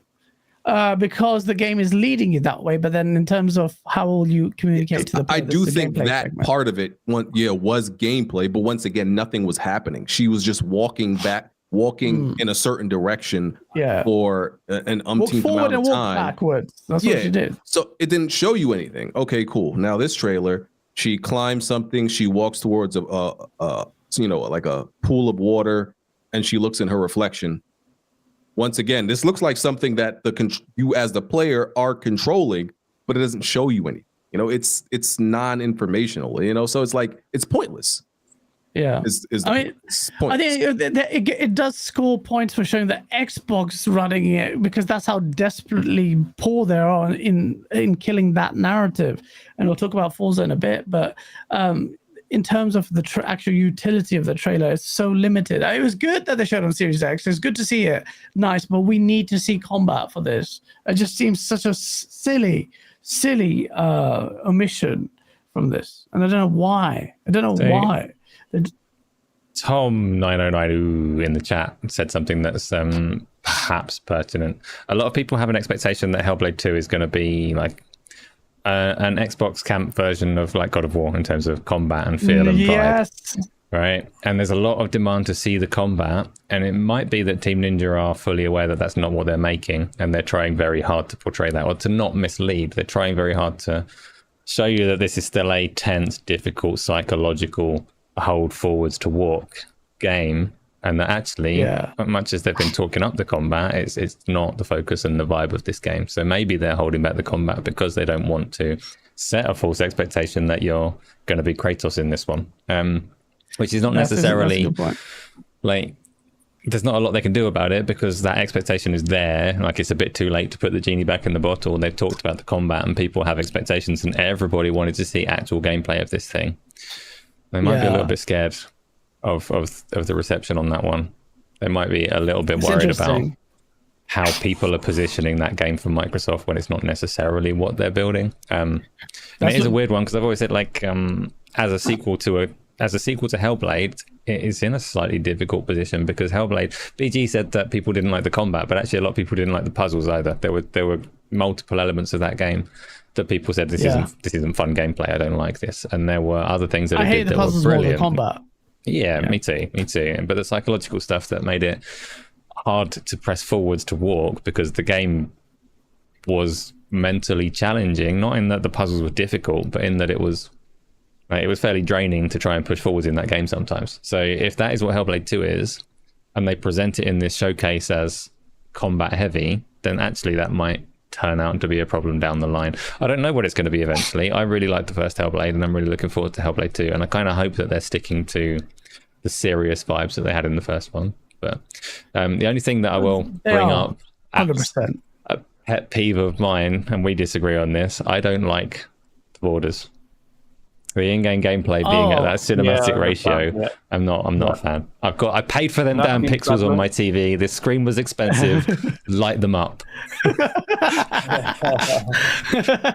That's a fair point on your pixel per price ratio, but I like Letterboxd, man. It makes things look epic. I even played around with it on YouTube. I made a few videos just on Letterboxd mode, not just with Letterboxd like black bars slapped on the screen. I actually changed the aspect ratio. If you check it on YouTube, it's stretched. Not many videos you thought would do that. But I did it for a reason. It's because it enhances the cinematic immersion. And even in like doing it like a source monologue, even subtle feelings were like, yo, it even works even on a base level like this. Of course, music and hell, and it is a cinematic game. They were showing you like the cameras that they're trying to mimic film cameras and bokeh effects. So like chat, I will say be careful with your expectations on this, because a lot of people are putting this against Kratos. The gameplay is not going to be for everyone, and I'm expecting, based on this trailer, an extremely conservative upgrade in terms of the gameplay vibe. You're going to get puzzles, hopefully much better, because they were shit in Hellblade 1. I think people need to remember that. Line up the camera so it shapes the so the objects form a shape. I'm like, that won't fly. There may be reasons for it, but you got to think of other ones to tie in. You're not justified in excusing poor gameplay elements by saying, well, we're trying to see this side of mental illness. I'm like, yeah, we could have picked. The whole game is talking about how intricate that the disposition is, or the variety, just that thing is. So there's a variety of gameplay mechanics you can employ. So there was never a good excuse for that. That needs to change, and combat will change, but the game will be the same. It'll be just like Hellblade. I'm telling you right now, the combat. All I can expect is perhaps much more deeper impact. That's what I'd like. A little bit more violent. Arms, limbs, maybe deforming. Just chop. Make it heavy. Make it fluid, and you just chop someone's arm off. That would be. I'd like it. At the base level, I didn't hate Hellblade's combat. It felt punchy, and like you just push them back, but it wasn't good enough because it didn't have all the bells and whistles. But it felt the impact was there. Well, we'll see what the Hellblade. But Hellblade, we need to see more of that.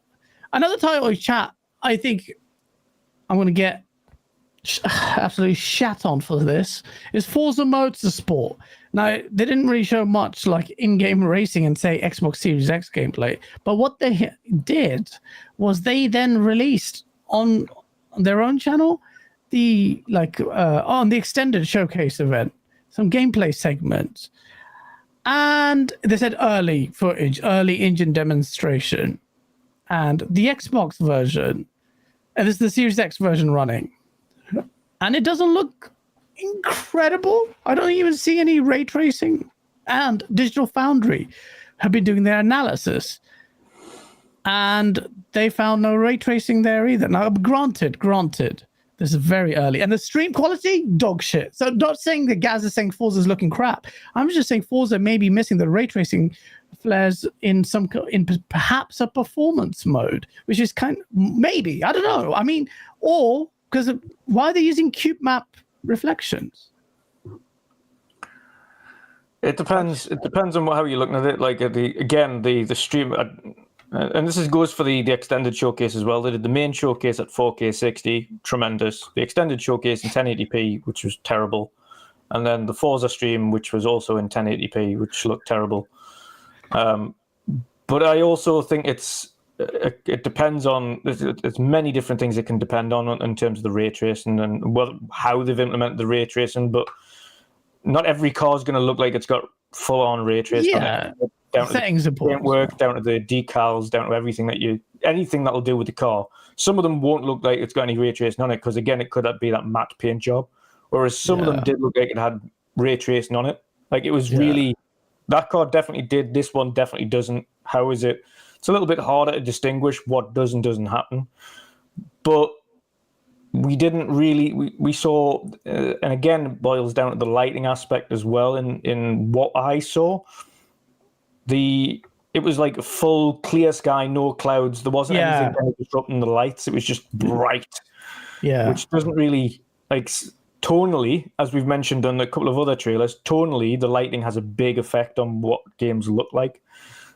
Some circumstances it looks fantastic. Others it looks kind of. But the streamer's quality is shit, though. I will say that it's terrible. Yeah, the problem I always have with every stream, even the 4K 60 ones, is that none of these stream in HDR. Obviously, Acer knows what it's like to stream in that intensity, have HDR streaming, but none of them do. So it's not even representative color-wise or visually to what you're going to play in the end. And I say that for every game, no matter what console it's on. Like seeing these pre-release trailers is really hard to distinguish what it's actually going to look like until you actually see it for yourself. So it's going to be hard to distinguish what this game looks like until we've actually got it in our hands. There's no doubt it's going to look as the most impressive Forza has ever done. God Emperor Sofa King's got a good message there. It says pre-release dev footage. I don't think this was focused on the visuals. So it was definitely focusing on the career because the entire stream was about career mode. Well, okay. Why would they show this? Do they need to show it? Yeah. So the sim racing, because again, Forza Irwin on my stream, he has been, thankfully, he's been part of the testing and the QA guys on that for a while. They stopped doing that kind of early. Oh, really? Tail end of last year, yeah. Oh, for this Forza? Yeah. And they've given a lot of feedback from the sim racing community because, again, they know GT7, and even he says it, GT7, in terms of its sim racing quality, was by far the better game over Forza Motorsport 7. We're not talking about visuals, we're talking about just the actual sim racing, the race penalties, and everything that goes along with it. Forza didn't have that in previously. There wasn't any penalty system for sim racing. There was nothing like that. So this specifically was highlighting everything that would be good for the sim community in terms of the career mode, the penalty systems. They got a penalty system in this? Yeah. Oh, really? I didn't know that. The full CRPG, so they've got like you earn experience and level up the car, and then you can get perks. I heard about that CRP system. That could be a fucking masterstroke. Do you know that? Yeah. Because they're so clever. They came up with these racing lines already, by the way. Like they were sick with that. And then with the that CRP, whatever it's called, that is in CRPG. That is basically chat. But Dutch, can you explain like what that is? Like, by the turning, how you go into a corner, like mini it's basically the more rewarded. the more you drive a certain car, the better your handling capabilities are going to be. Like a bit like if you were actually racing in a car for the first time in your life, like you're not immediately going to get the best control over the car when you've just bought it. It's going to take you a little bit of time to get used to the car and get used to the way it handles. And the more you drive it, the better it gets because you can have better control over it. That's essentially the feel that they're going for with Forza this time. So the more you drive that car, the better that car is going to feel to you. So of course it's going to level up as you progress. So that's the kind of aspect they're going for here as a sim racer. When you jump into a new car, it's not going to automatically feel amazing because you've got to get used to how it feels, and it levels up the more you progress, the more races. So you're going to be sticking to one car for quite some time then. So it could end up being that it's just your car because you've spent that much time behind the wheel. It's going to feel amazing. One car, that's it. You spend the whole race. That's quite bold. Yeah, if they do it. but again, you can buy cars, you can unlock cars as you usually do. But then each car's got its own level up system. So of course, naturally, when you get into a new car, it's going to feel like that's called sub-leveling of car bases. That's what they've done. And that'll be like crack for people. Like, what rank are you on your Supra? Like, you're only 3. Okay, well, I'm a bigger fucking Supra fan. But you got chat. In the car game, there's also beef, like there's console wars. Japanese cars versus American, they always call it like rice. Maybe I don't think that's appropriate to say anymore, but that's what they called it. Yeah, some of the old guys. But they used to call it that. That was the word. That was the word for all Japanese games. You had this German superiority. Then you had the dub scene where I was part of the dub scene.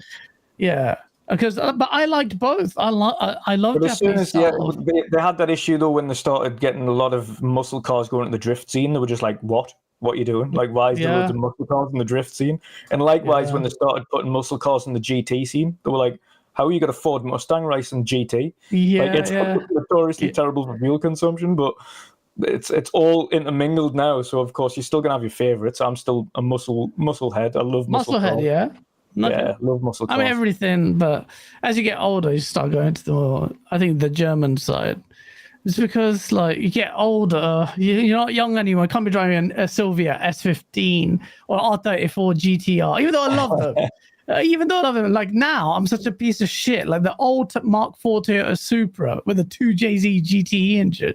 I'm now looking at the new Supra that's basically a freaking X2 or whatever it is, the little car dressed up in a body kit that says Toyota, but the shapes are so good. The older version was like, I love that with a wide body kit. I don't mind talking about this anyway. Shit, BG's in terms of the game itself, the entire stream was focused around career and the sim racing aspect of it. So it was kind of highlighting both of those. Does BG even give a shit? I don't play any racing sims, so I disqualify myself from the conversation. Cord Wayner says, as you get older, you side with the Germans, says GaaS. I talked about specifically about cars. Come on. No joker. For the Forza, Asa, that to me, for me, I just like to read through the leaves, and I'm just saying, I think the ray tracing will be maybe relegated to a non-60 like quality mode, which is almost. I mean, it'll still be a point. It won't never be non-60. It'll be 60 quality. If it's non-60, it's pointless. 120. It'll be quality 60, performance 120. They might have a ray tracing mode as well, where performance 120. Yeah. Forza Horizon's the same. Forza Horizon's performance 120. But this was performance 60, or no. You're saying this is the quality mode. Forza Motorsport will be performance 120, quality 4K 60. If they have a quality plus ray tracing mode, which they might very well do, it'll be like a dynamic scaling on the resolution. So you're saying that they're going to do a quality, basically ray tracing perf mode, basically. Yeah, and you'll tend to find the vast majority of people that actually care about racing games won't have any of that. They'll just go straight into performance modes. They don't care about what it looks like. Exactly. Yeah. That'd be interesting. Hey, so you saw the Digital Foundry discussions. What do you think about this? Yeah, I've seen bits and pieces. I think it's fair to be concerned by the fact that this showing was like a notable downgrade from what we've seen before, and it was. And you can say like it's an early development build and all the rest of it, but in theory this is a much further along development build than the one we saw a year ago. So for it to have less features at this point in time is a tad bit unusual, and it's awkward because Turn 10 have been so specific that ray tracing on track is coming to Xbox Series X, right? So surely it has to be. At this point in time, with the game coming out in October, the trailers that they showed did not have that. It didn't have that in any of the gameplay scenes. It had half refresh rate cube map reflections. Now, I personally, it means nothing to me. Like I say, it's not in VR and I don't really care. I'm not planning to play the game. The challenging part of it is that Turn 10 have made certain commitments that people that are interested in the hardware side of it expect them to adhere to, and are going to be a bit red in the face if they don't deliver on what they promised, because they did promise very specifically. They did the vague terminology like ray tracing on track, and people questioned it. Like, that's a little bit vague. Are you saying that there's ray tracing in gameplay? And they clarified that yes, that's what they mean. Yeah. So, like, is it still coming? The Q&A now says that it's platform dependent. They're going to clarify it later. Like, they have to deliver this, or it's a mark. It's a mark. It's a mark. Like, there's no real consequence. It's still going to be a Forza game. People that, and I will say this, like, there might be people thinking, boo, this guy doesn't like Forza. What's he talking about? I've always said that Forza Motorsport 8, or whatever you want to call it, Forza Motorsport, is going to be a better game than Gran Turismo 7 if you're playing on a screen. If that's your environment, it is a better game, which is why it frustrates me that it's not virtual reality, because for me, if you take this, like, it's a very simplistic comparison. If you made this game VR compatible, then it would be the best game available in VR in that scenario. But wow, it's still relevant. It's still relevant that it is like a better game in flat screen pancake. And obviously I'm speaking ahead of time. I don't know that it's a better game. It hasn't come out yet, but based on Turn 10's pedigree and capability and the promises that they made, I expect it to be a better game. If those promises start falling apart around them, if Turn 10 cannot deliver ray tracing on this console at 60 frames per second, it's a bit of a PR disaster. So, especially with it basically said it was free to do ray tracing on the Series X. That's the marketing. That's a really difficult one, because it wasn't a marketing guy. That was a lead engineer on the console that said that quote that's caused so much anguish, that ray tracing hardware on the Series X is effectively free to use. You can use all your rasterization performance, and this equivalent 13 teraflops, this is free. That turned out to not be true at all. And that was a lead engineer saying it, not a marketing department. So that's unfortunate. Like, ray tracing on consoles, we all know that it's not a massive deal. It's not going to play out that way, but this was just the one they promised specifically. So yeah. I mean, yeah, that's the thing. It's just the whole optics of it. Turn 10 get a big mark there because they're very specific. You like everything you just said, and I do agree that needs to happen. But let's see. Face over the £5 super chat. To add to BG's point, we need to know how diverse the combat is and how advanced the puzzles are compared to the first game. Yeah, absolutely. That's why BG's I would asking. say as well, adding to Hellblade, because I didn't really speak on it. Like, probably the most. It's my most anticipated game out of the Xbox portfolio over the next few years. I've spent 100+ hours making a custom Hellblade Series X with LED lighting and everything in it, so I've definitely got that nailed down. Yeah, definitely. But in terms of, I have to agree on terms of the combat. I fully agree that it's going to be somewhat similar to the previous game, but the scope is definitely much larger. I don't think it's going to... I'm not saying the scope has gone down on Hellblade. The scope is ridiculous on Hellblade. You can see the scope is fucking 12 out of 10. Yeah. I mean, in terms of the world size and everything like that, I think even the world size has definitely increased substantially. I don't think it's going to be a linear experience now. I think it's going to be somewhat semi-open world. It might. I hope that I wouldn't give a shit if it's semi-open world. It can be linear now, but now it's involving clans. You are not just Senua, you are in charge of your own clan now. As it kind of further progressed. But combat, you wouldn't, again, in terms of that, I also don't expect the combat to be prevalent like people think it's going to be, but it is definitely going to be improved. The amount of work and the people that they've got in specifically for the combat, you wouldn't get that for just a bit part role. Like, you wouldn't get in the lead sword fighting expert from Star Wars and Game of Thrones just to have the occasional sword fight. So I think it's definitely be a bit more prevalent. You wouldn't send the entire team and all of your stunt guys to go and learn like hand combat and sword they went a bit hard on that, on the combat. Yeah. You're right. It's the amount of work done to it. So I don't think it's going to be like the focal point, but it's definitely going to be more substantial than the first game. Yeah, they went out of their way to make a point about the combat almost immediately when they started development. That's one of the first things you saw, Senua running around. There was one of the sore points from people who were like the combat wasn't bad in the first one. A lot of people probably didn't even use like the focus bits where you can actually like focus in and the guy slows down and you can kind of hack away at them. Like, it was actually you had to do a little bit more in depth to it, but there wasn't enough of it and it wasn't too complex. I think in this one, it's definitely going to be a little bit more to it. It's going to be a little bit more complex. It's definitely going to be more of it. I definitely agree on the puzzles though, because it was just the same puzzle repeated on the first game. It was just the same thing, but many times over. But no, it's definitely going to be a bit more substantial. But it's definitely not going to be the focal point. I think the focal point is absolutely still going to be the story, the narrative, and the ambience and the mentality and the psychosis. Like, so that's definitely going to be the kind of focal point going forward. But it's going to be a different kind, because in the first one it was all about her battling with it. In this one, she seems to have got a grip of it now. To a point where the trailer was basically saying.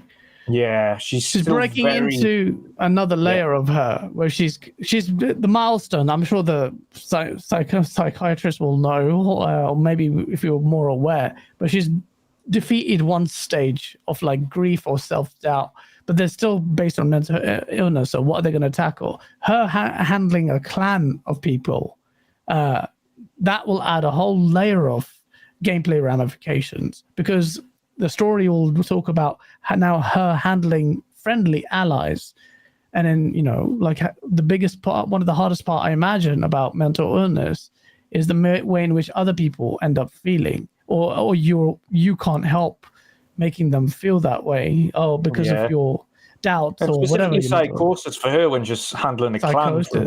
Yeah. It will be a case of like, well, they're talking about you, they don't think you're worth it, they don't think you can do it, like you can't handle this and stuff like that. And she'll be like kind of grappling with that throughout of it, as if to kind of say, no, I'm in charge. So you could see kind of authoritative measures when it comes to Senua and a clan. Gary Barrick, what a fucking terrible comment. He goes, Senua, understanding the female mind. That might be what it's about subliminally.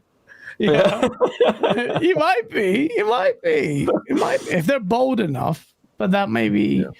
But I also agree as well. You just said women are crazy in a very intricate way. Wow. Oh, well, I'm not afraid of I can't be canceled, so sure, let's go with that. I'm not big enough to be canceled. You're so lucky. I'm trying to do the same. I also agree with all Hugo, though. It's definitely like, I hope nobody expects it to be a God of War in terms of the combat, because it's definitely not going to be that. There's going to be more of it. But it's not going to be like more of it. Yeah, it's definitely more of a cinematic approach that they're taking to this. I like it. Yeah, I'm so glad. You don't need it to try and do God of War, people. This is going to be Hellblade.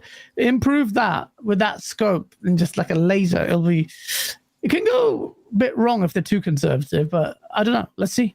Mike with a $5 super chat. Thank you, man. He goes, the gameplay reveal will be shown when it's much like Starfield or Spiderman 2. We didn't actually get the gameplay until months before the release.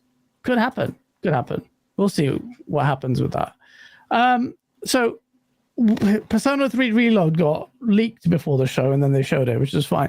The other one that seems to piss a lot of people off is the fact that Metaphor Refantazio, there's just like people are murmuring that Xbox may have secured a timed exclusivity deal. Is that still going on?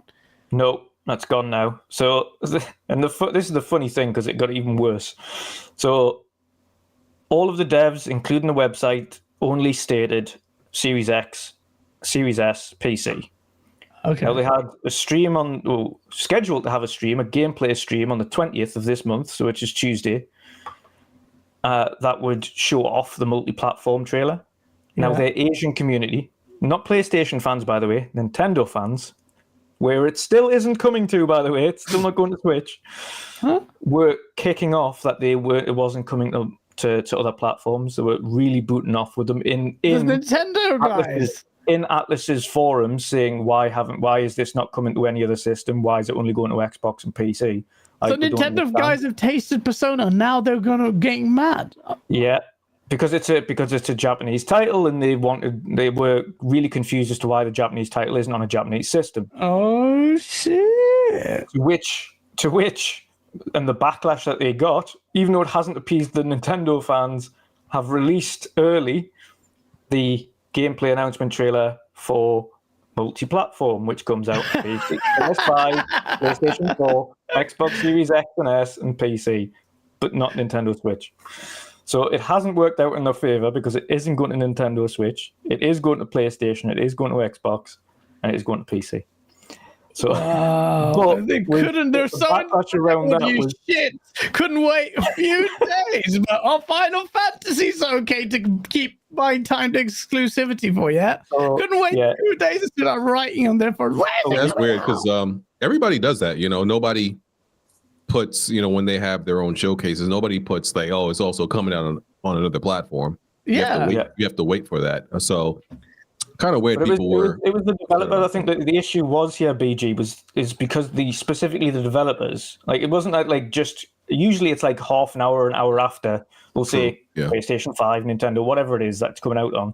But it was like 3 days or something and still nothing had changed, and they were like, is it? Yeah. That's where at the 3-day point everyone was like, is it? That's where I stopped watching it. I'm like, I'll find out. I'm pretty sure they got bullied. They got bullied to reveal. That's crazy. Yeah, they got bullied to put it out, which was mad. And it was the fact that the devs and the website literally just kept it the way it was until they got bullied into changing it. Didn't something like that? Remember when was it Rise of the Tomb Raider? Remember when they revealed that it was going to be a timed exclusive because they got like almost bullied into it too? That was crazy. Yeah, oh man, they had to do that. So even Microsoft felt the pressure that they had to they had to clarify the contractual marketing deal. That wasn't the intention to do it. They're probably buried behind a secrecy clause, which they had to amend it by agreement, and then go out and tell everyone, "Hey, by the way, it's it's only timed." Yo, you don't. What's going on? Timed exclusivity when it hits the PlayStation guy, it's different, now try you can keep 3 generations of motherfuckers Sony doing that shit, you motherfucker. I'm gonna keep it real. There's not going to be any kickoffs from the Xbox community about foam stars. You can have it. Nah, come on, man. I just saw that entitlement. I just like, yo, come on. At least pretend. Normally, you guys are pretending badly that you don't care about Starfield, but this you need to pretend about. I think BG doesn't. Surely BG doesn't care about Starfield. I'm sure he's looking forward to it, aren't you? Yeah, Starfield, bro. Yeah, that's a pass for me. What? No Starfield for BG. In all seriousness, why is Starfield a pass? Yeah, I'm actually not a fan of like Western RPGs. I do have exceptions, like Outer Worlds. I really like Outer Worlds, and I beat Outer Worlds. But largely, I don't enjoy them. Like I've never liked Elder Scrolls, never liked Fallout, Mass Effect, The Witcher. Mass Effect. I actually hated The Witcher. So there are, like I said, there are exceptions. There's like, you would consider Avowed, like that's yeah. So I do plan to get that, but like most of them, I just don't like them. And that's fair. I don't know if we're getting into the topic now, but there's other things about Starfield that's like, no. Are you talking about 30 frames? No, that's not even it. It's I don't like the whole infinite world, large universe. Not even the procedural thing. Just this like just games that are just so big and large and infinite. You can play this for 10 years and there's 1,000 planets. Like I don't like that type of stuff. Like I like yeah, exactly. I like my games to be finite, not infinite. Like I barely want to play a game for 50 hours. Yeah. Ain't no way. Like, and yeah, you could probably just mainline Starfield if you want, but like you're probably not going to get the most enjoyment out of it. So yeah, I just don't like games like that are too big and infinite. And like, my ideal length of a game is probably like 30 hours. To be honest with you, I don't like. I'm saying that are doing too much. I'm the same as you. I'm the same as you. But Starfield looks insane to me, bruv. Starfield is, but BG, you've got. Well, you don't like their games anyway, but ultimately you're getting the full Bethesda treatment, that core skeleton and, the vital organs of a Bethesda RPG, but dressed up with all this additional stuff that isn't, in my opinion, designed to just like farm and long it out. I think they'll justify it. There is a reason why they've gone with the No Man's Sky kind of element of it, because that's the only way you could actually go. If you're building a game on space exploration, what are the terminologies always employed in fan fiction? It's like terraforming, it's like extracting mines and minerals, and it's just like exploration, obviously, a big part of it. By virtue of the scope of the game, the premise of the game being used out in space, Bethesda are hopefully going to be delivering a very proficient, deep RPG only Bethesda can. And then there's adding this extra element that seems to be incredibly refined to, how much, again, ultimately, reserve judgment until we feel the game. How does it feel? But I'm playing Fallout 4 now.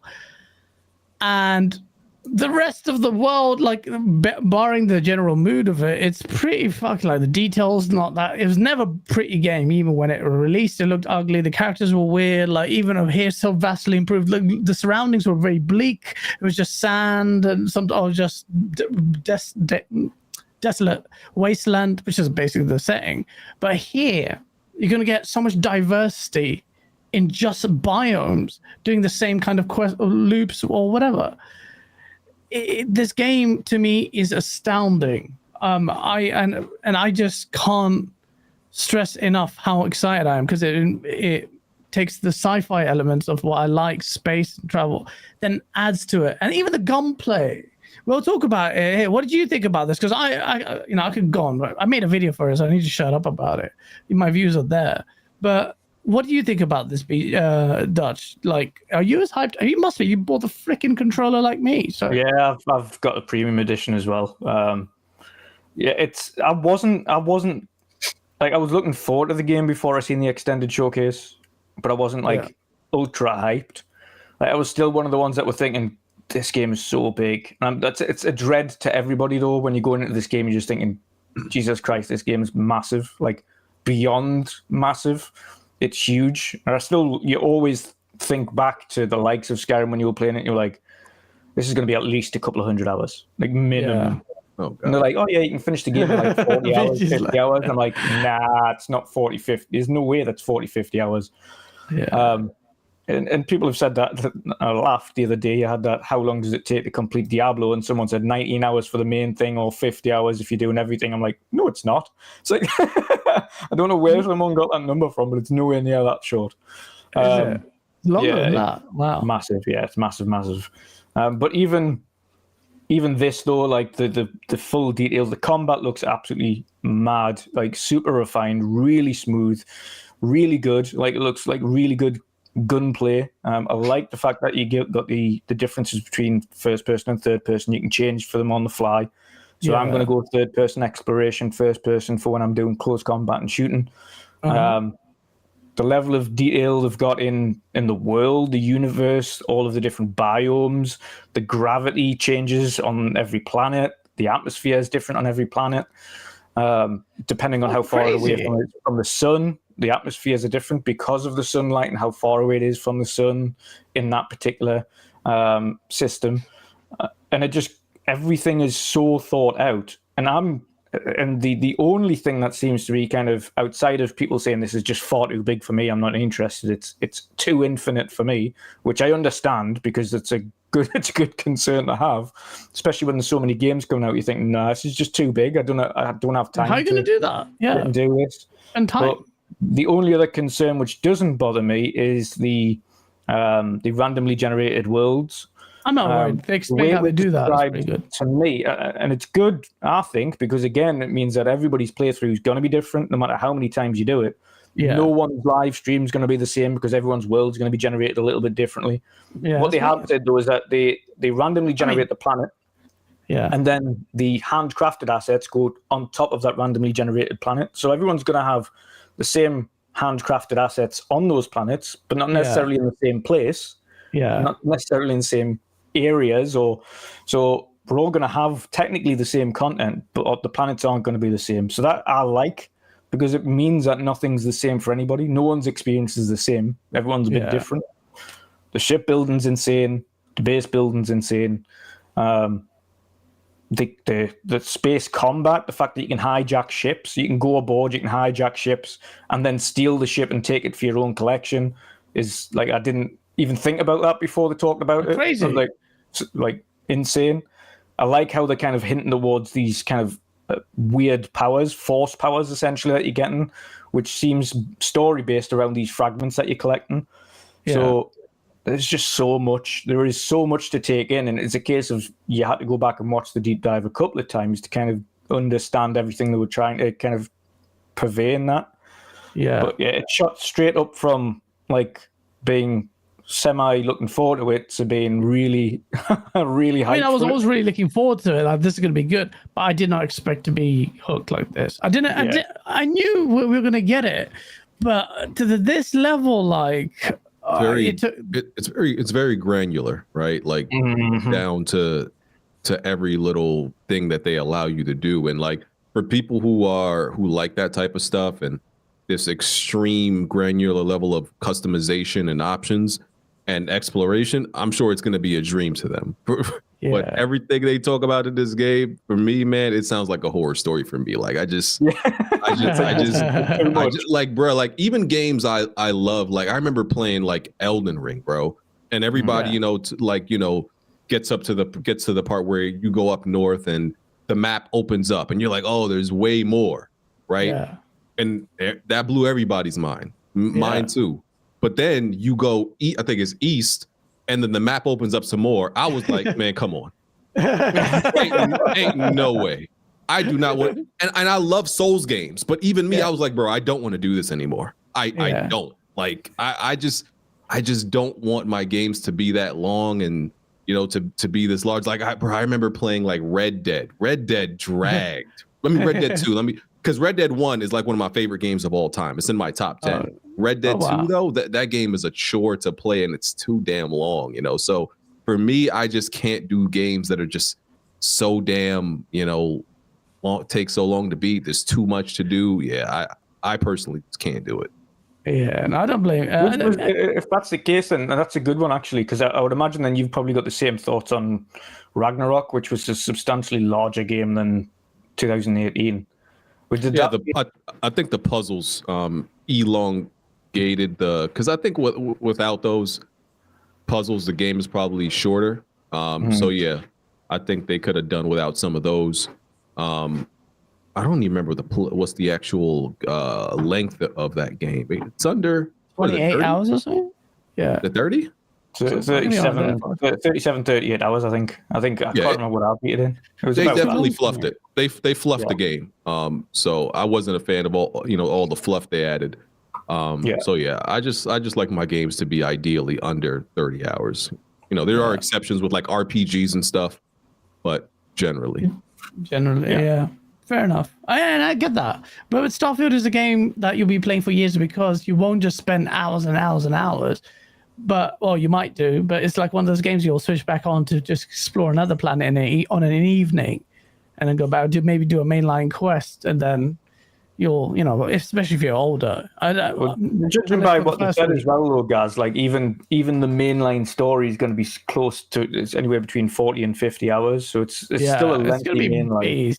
Yeah, bro, there's no way no one's gonna do it Well, saying that, 100 hours. Mag was asking us in the DMs as well. He was like Starfield. He's like, I don't want to get messing around with the ship building, base building, or anything like that. I just want to be able to play the game. Can I do that? I said, well, realistically, yes.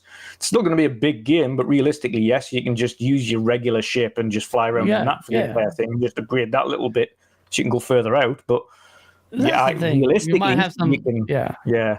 You'll get some side quests where you're like, oh shit, the game is actually kind of forcing me to do to get enough fuel to fly to that planet to do that campaign. But good, man, like that's fine. That's fine. Yeah. The game will be designed to find that way. The more it encourages that exploration, the more the game is actually going to just execute what it actually should be about. Asa, you are hyped. I think you were madly hyped for this one as well when you saw it. You're muted, but that's nice. You're muted. Hello. Yeah, no, I didn't care for Starfield at all until I saw this. I saw your video on this very channel. It's a nice video, and it got me properly hyped for Starfield. It's funny because it is going to be a massive, massive game.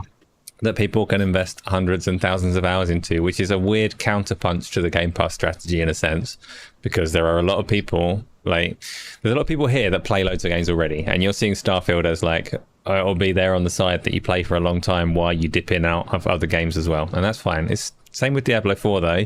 You get a game like Starfield, a game like Diablo 4, there are massive audiences that will play these games for a decade and not touch anything else, which isn't necessarily a bad thing, right? Like, but it's true. Like there's still people playing Skyrim every day. Loads of people play Skyrim, more than most recent games.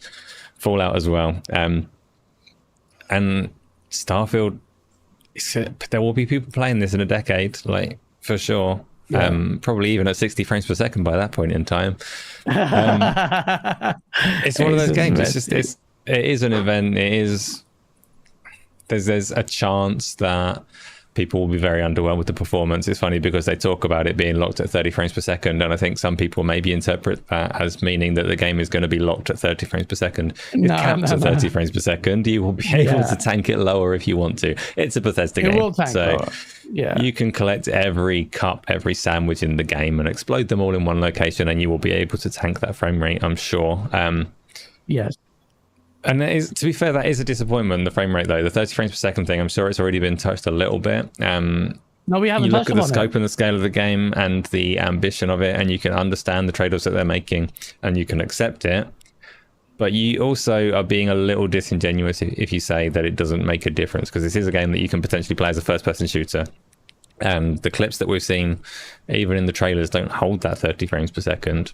And it does affect the feel of the moment-to-moment gameplay. Like, it is going to, for sure. No matter how much motion blur you put on there, you're going to be able to tell the difference. So I understand, like, I always said in the run-up to it, I'm glad that Bethesda are not restraining their ambition for the game. They're not holding back. They're delivering everything they can. And if the frame rate is a trade-off, kind of so be it. Like, hardware will catch up over time. You want to see this grand ambition. You want to see them reach for the stars, which is a little bit of a lame thing to say, but forget the fact that it's a space game. You want to see them reach for the stars. You want to see them do everything they possibly can and not hold back for anything, and they're doing that.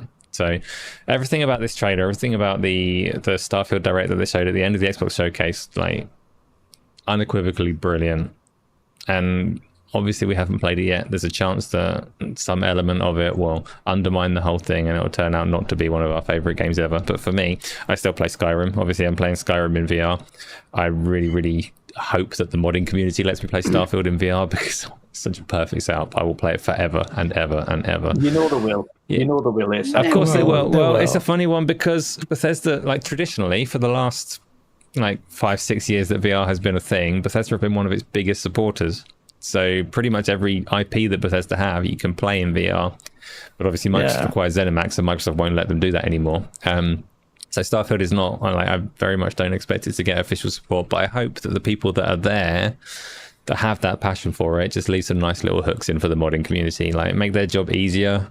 They could leave them, like, certain things about a VR mod you can make easy in terms of camera work and in terms of whether you can, like, disconnect the weapon from the camera and all the rest of it.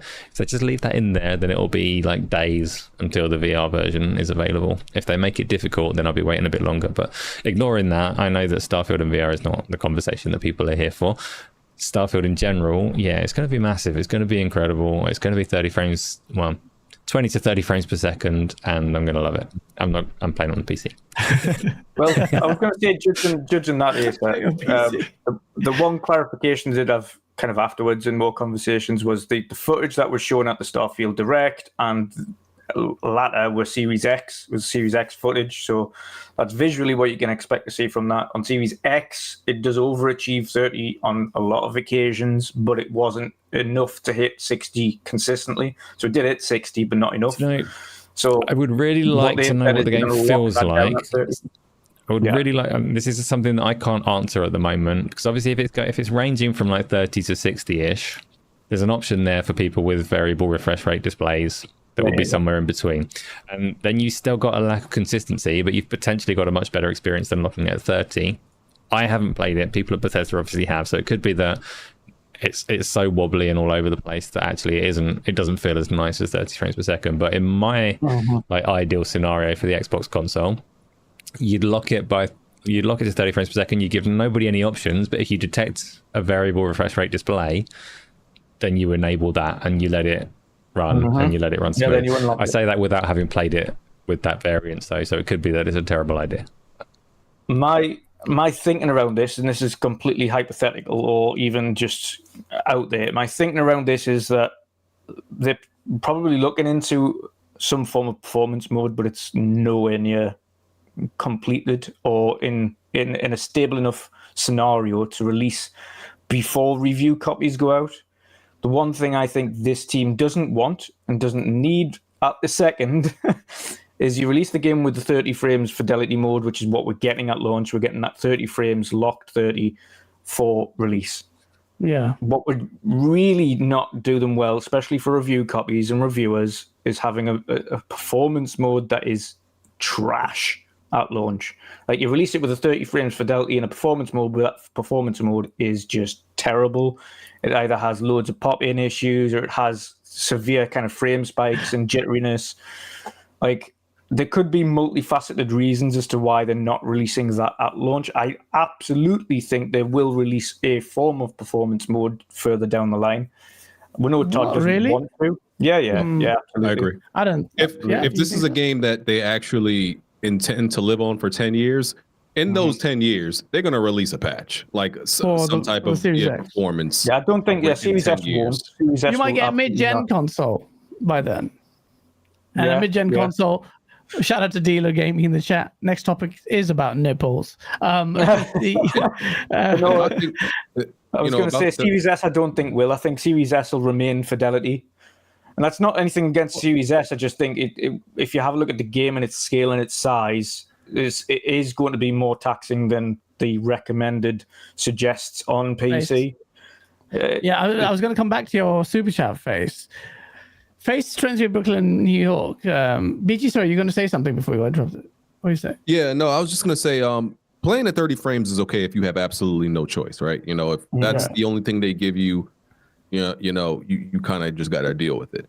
I do think it's weird to like advocate for 30 frames. I think people suddenly taking the stance that like that's what you want. That's never what you should want. If you have no choice, you're gonna play at it. So I don't see anything wrong with that. But I definitely think they're definitely gonna patch it, put it in eventually. For me specifically, I've said this for regardless of what game it is, I've said this all the way along. If it's a competitive game, like a Street Fighter, like a Forza, like a sim racing game, like a shooter or an FPS game, anything that is competitive online, you need 60 frames on those scenarios. Absolutely need it. When I'm just playing a single player game, that really doesn't bother me. Like specifically, I'm much more. I'm okay with it being 30, all the bells and whistles, looking fantastic. If there's no competitiveness to it, I can deal with that. I'm okay with that. What I'm not okay with is when you're releasing any form of competitive or online game. Yeah, you can't have it. And it's not. It hasn't got 60. You need that. You need that smoothness. You need this. You do need the extra frames, especially for those games. For when you're playing an action adventure game, granted, it's going to look smoother. It's going to play nicer at 60, 100%. But it doesn't have the same effect as it would do in these competitive games. So there's where I draw the line there. I'm like, 60 would be lovely on this lovely single player experience, but it doesn't kill it for me. If you give 30, as we found out with Redfall, that's a massive misstep. If you give 30 in Forza, if you give 30 in any of those games, like absolutely not. Like these games need to be 60. Yeah. Did you what you said? And no, I was gonna say like it's similar to what Dutch was saying. Like they'll, reviewers will definitely punish you if your performance mode is bad. Yeah. Right. But if you're 30 frames, they're not gonna punish you for not having a performance mode. At least we haven't really seen that yet. Yeah. So even though your performance mode may actually be running higher than 30, they'll punish you if it's not stable, if it's not a stable 60. Which is fair enough. 45. But if you're just 30, they'll be like, okay, you're just 30. We have nothing to punish you for. So yeah. I don't think the FPS, I don't think the performance, I expect it to be choppy in some places on console. But even then, I don't think it'll affect the review scores. Really. Just being 30? No. Yeah. No. And the fact that's what I said. That's why I said I think if like BG was saying, if they released a performance mode that wasn't correct alongside that Fidelity 30, then absolutely they will get roasted in reviews. Yeah. Which is why I think right now, even if they were experimenting with the 60 frames, but it wasn't there and it wasn't steady, then do not add that in at launch. Like, you're gonna get roasted for it. And Todd Howard said the reason they're not doing it is because they didn't want to sacrifice on their vision and fidelity. That is what he said, right? Yeah. What I took from that is I think it's safe to say they've tried to run the game in 60 and seen where like the resolution would land or the for it to run in 60. Or and what the result is. And the result, I think, must be really bad because there's a lot going on in the game with the CPU, GPU, and all the stuff they have going on the granular level, like we said. It just must be really bad at 60 and the sacrifices they have to make that they don't even want people to see it, right? Because you talk about the option, they don't even want you to see that option right now. Because the option probably looks really bad. So I kind of get it. I fully agree with you. Phil Spencer gave the studio a year to do it. They were ready to just ship it. So the news came out in an interview. Phil Spencer basically confirmed, like, Todd Howard and co basically were ready to ship the game last year at a time where the console was getting murked, getting absolutely shat on by reasonable people, but having the worst year for Xbox ever, and Starfield could have changed that. Phil Spencer said, nah, take your time. Yeah. That came from Phil Spencer. I knew Phil Spencer was playing it in December. He was playing in December. We knew it way before you said it at E3 or whatever, the showcase event. And some people, have been saying like, "Oh, I wouldn't mind playing at 1080p." You're a liar. You do not want to play this at 1080p. You're a liar. Like then you can get away with that on the Nintendo Switch because the screen is small. Right? Yeah. On a big 4K screen, it looks terrible. Exactly. Yeah. This game would look terrible at 1080p. You don't want that. 1440p at the minimum. 1080p, no. Not even 12. One of those obscure, resolutions. You don't want it anything near that. You can't. The whole game is about visual spectacle of this like horizon, and you see distance. Like draw distance. You see the sun of the rings of Jupiter or whatever planet like that, and you just see a bunch of aliasing or blurriness. It's not even just that though, because you could strip this game down to 1080p and you wouldn't necessarily increase the frame rate. Like, things are more complicated than that. So because they talk about texture pop in as you're flying, or flying within the planets, but all the boost stuff, big planets. You can see the pop in really taking away from the spectacle. And you saw a little bit of it actually. I did see one of the most visually one of the most demanding things in this game is definitely the lighting system. So in terms of why it's not hitting 60, you've got obviously like the permanence of objects, everything around. Like I've always said as the example, I keep saying that. I've always said whenever we talk about Starfield and what you can do in terms of whether it can hit certain performance targets, every object you can collect, you can explore the galaxy and get every. They use sandwiches in the trailer. My example was always like cups and pots and bowls and things. You can gather them from the galaxy. You can stick them in a room and then you can blow up that room. You can do things that are difficult. So it's computationally challenging. They've also got, they put a hell of a lot of effort into the lighting system in this game. And do you remember when the first trailer came out, when they showed the climbing up onto the ladder into the ship? And they said like, people are not giving this game enough credit for what this trailer is doing visually in terms of the lighting, because this, like, if it comes out looking like this, I will be very surprised, because it looked phenomenal. Like every material looked perfect because of the way that it was lit. That lighting system has made it into the game and it looks incredible. So if you could take that lighting, I don't know where the biggest bottleneck is in terms of computation or lighting, but if you took either one of those things away, it's such a difference. Like, you couldn't, when you've designed all of the materials to be lit in this way, if you then take away that lighting system, you've got a game that looks worse than an average game. So they can't. I was going to say Asa, necessarily in terms of the lighting specifically, which adds to. I just wanted to interject because you were speaking on lighting there before you skirted off. They played around with having the idea of going through and putting baked lighting in the game, but that was going to be far too time consuming to go through and bake lighting in for everything. Not only that, but the actual visuals of it wouldn't have been what it wanted to be, what it needed to be. Procedurally generated as well. So they actually said, no, you need to stick to the RTGI, the real-time global illumination, and actually use that, even though it's more GPU intensive, because it's far less time consuming to do that, because you don't need to physically go in and place those path traced or physical baked lighting scenarios in by hand, which you would have to do on that. And of course, with 1,000 planets, it's a substantial amount of time to do it. So having the ability to put in that real-time global illumination, Jesus Christ, mouthful. It's big. Although it is more GPU intensive, which it is significantly. It's not even just time though, because if you bake those shadows, then your stars can't move anymore. Like, it has to be real time. Exactly. Exactly. Yeah. Exactly. So me and you, Asa, were one of the few people actually clocked the landing gear going and the lighting of the robot as you went past that bluish light. Like, it looked amazing to me then, and now this trailer just looks incredible. And I don't want them to take that shortcut on any of that. They can't, but that's why I don't care. Like, it'll give it. I do care. I mean, for the Series X power narrative, that's a fat L. I'll just keep saying that.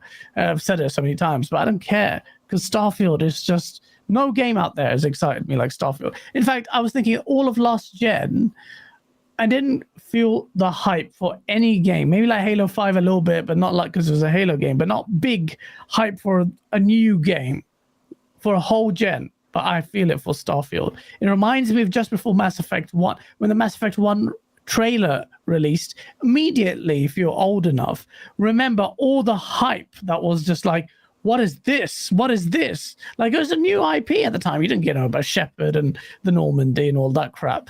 But there was all this hype. I remember that first trailer with the, what they called?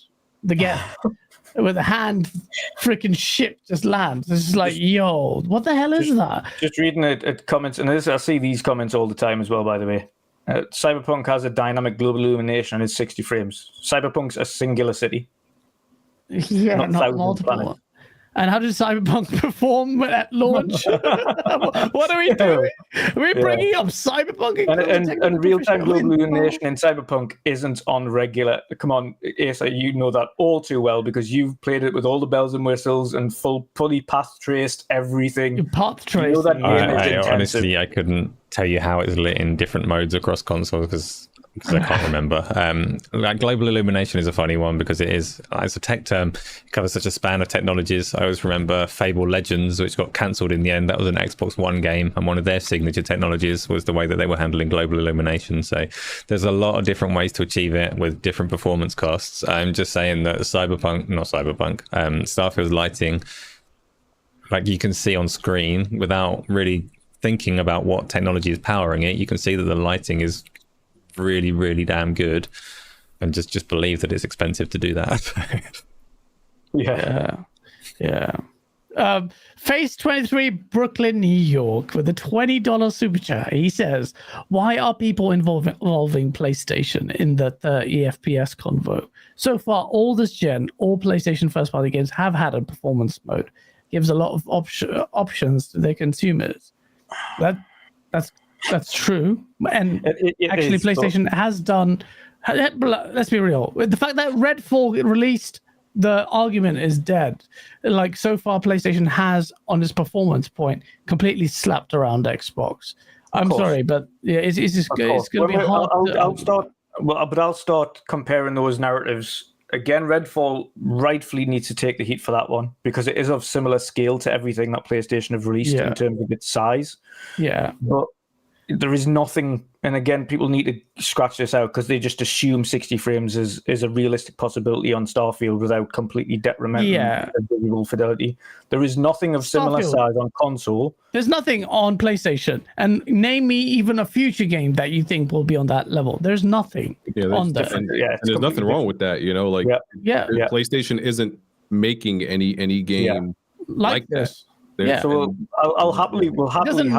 We'll happily have that conversation consistently when we've got a plethora of Xbox Series X games of similar scale versus those that have released on PlayStation 5. And granted, PlayStation 5 do release performance modes for everything. Great, keep doing it. Xbox also need to do that for every other first-party title that comes out. I like to say Starfield being an asterisk because though theoretically Starfield could have a performance mode, it would, personally, I think it will detrimentally affect the visual fidelity on that thing. Like, it will. Can't have that game without real-time global illumination looking the way it does. Or even the draw distance, and then you're talking look shit in comparison. That's what I'm saying. So it looks shit. It's a trade-off that has to happen, and that's ray tracing, isn't it? That's what's real ray traced global illumination. The light rays are bouncing. No, it's not. Yeah. They come out and said it's not. No. Yeah, it's not ray traced. It's not ray traced. It's real-time global illumination. It's a little bit different. A little bit different. I thought they were.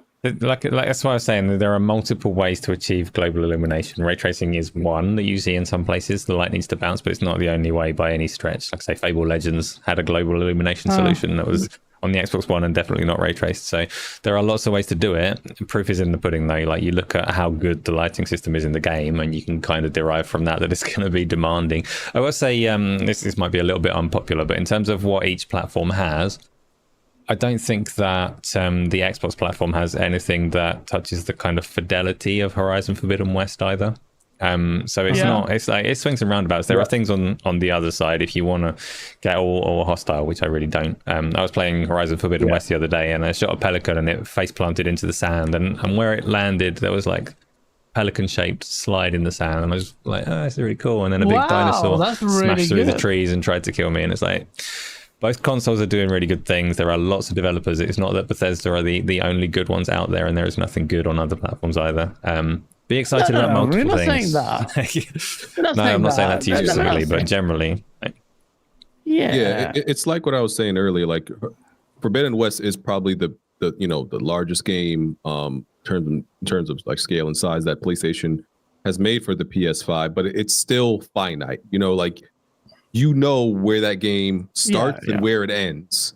Right. It's even with how good it looks, and there's there's a lot of stuff going on there. Where it starts, where it ends, and they're doing great things with that Decima engine. I think it's just, once again, Starfield.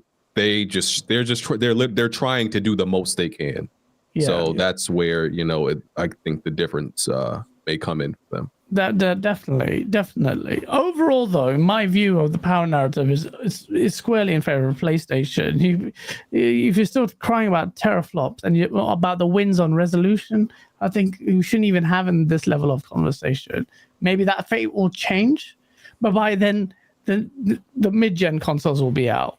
And if mid-gen consoles can't run Starfield at 60, that'll be a funny thing. But do y'all believe, because the reports are Xbox isn't making one, and I think in the future, that's where the problem comes in more than Starfield currently being 30.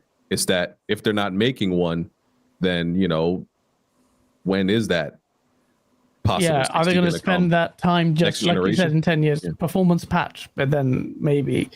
But yeah, like, because you guys said, like, in 10 years we'll get a performance patch to make it run at 60. You're quite confident. So in that case, it's not a problem for Starfield players.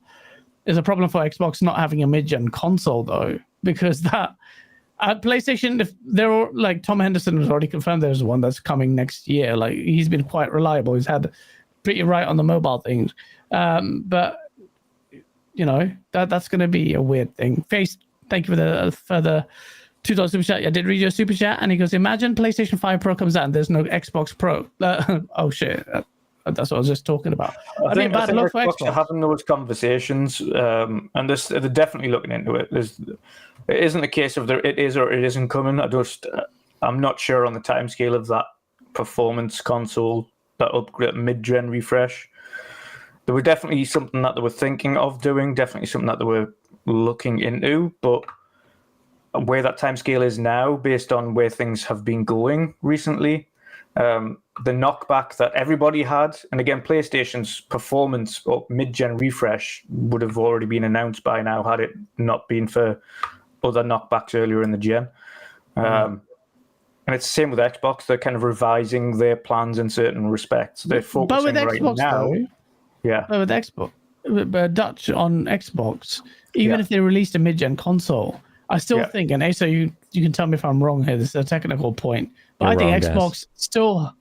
Okay, well, my wrong point is that the mid-gen console won't be the answer that Xbox fans will be, only because Xbox has S will be the bottom line.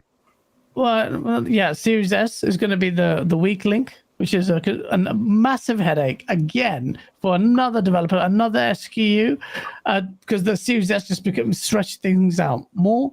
And also, the problems with the hardware specs aren't the problem. It's all the tools behind it. You've been saying it for ages. So you don't expect raw hardware to beat out the PlayStation 5 Pro, because you'll still have this problem, whether or not it'll be resolved by then, of them sorting out development. But as DirectX is going to be the problem, then there's going to be a persistent problem.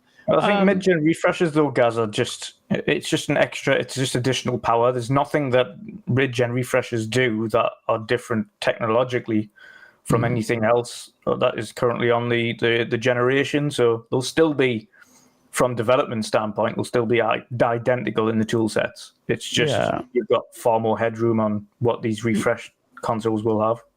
Well, if Microsoft can get out there and the developers get accustomed to whoever they are, the DX12, whether or not it's a problem that can even be resolved based on Microsoft's strategy, I don't even know.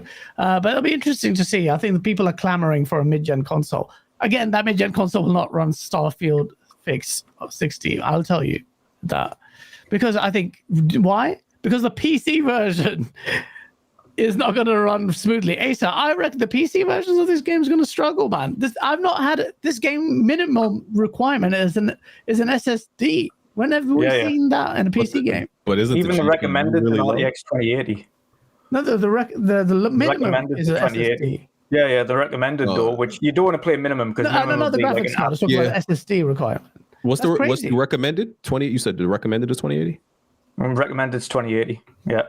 So I can't even play it. Oh, recommended is 2080. That's really good. Mine's a 2070. Listen, we see games that recommend cards that just came out. like 4080s and stuff like that. Like something just came out that recommended that. So that's. But even then, like recommended, the recommended is just to get the game running in an okay state. Yeah, I got 2070. It would actually run all right. Yeah, it's not going to fit fidelity-wise. An RTX 2080 isn't going to run this game like a solid 60. It's not. Yeah. I want to, So okay. Ideally, I want to know what the ideal settings are, not the recommended. The recommended is kind of this is going to run. Yeah. But we'll only find that out on release when we'll finally see what the settings are. Because that's how it happens. What are y'all early Metacritic predictions for Starfield? Oh.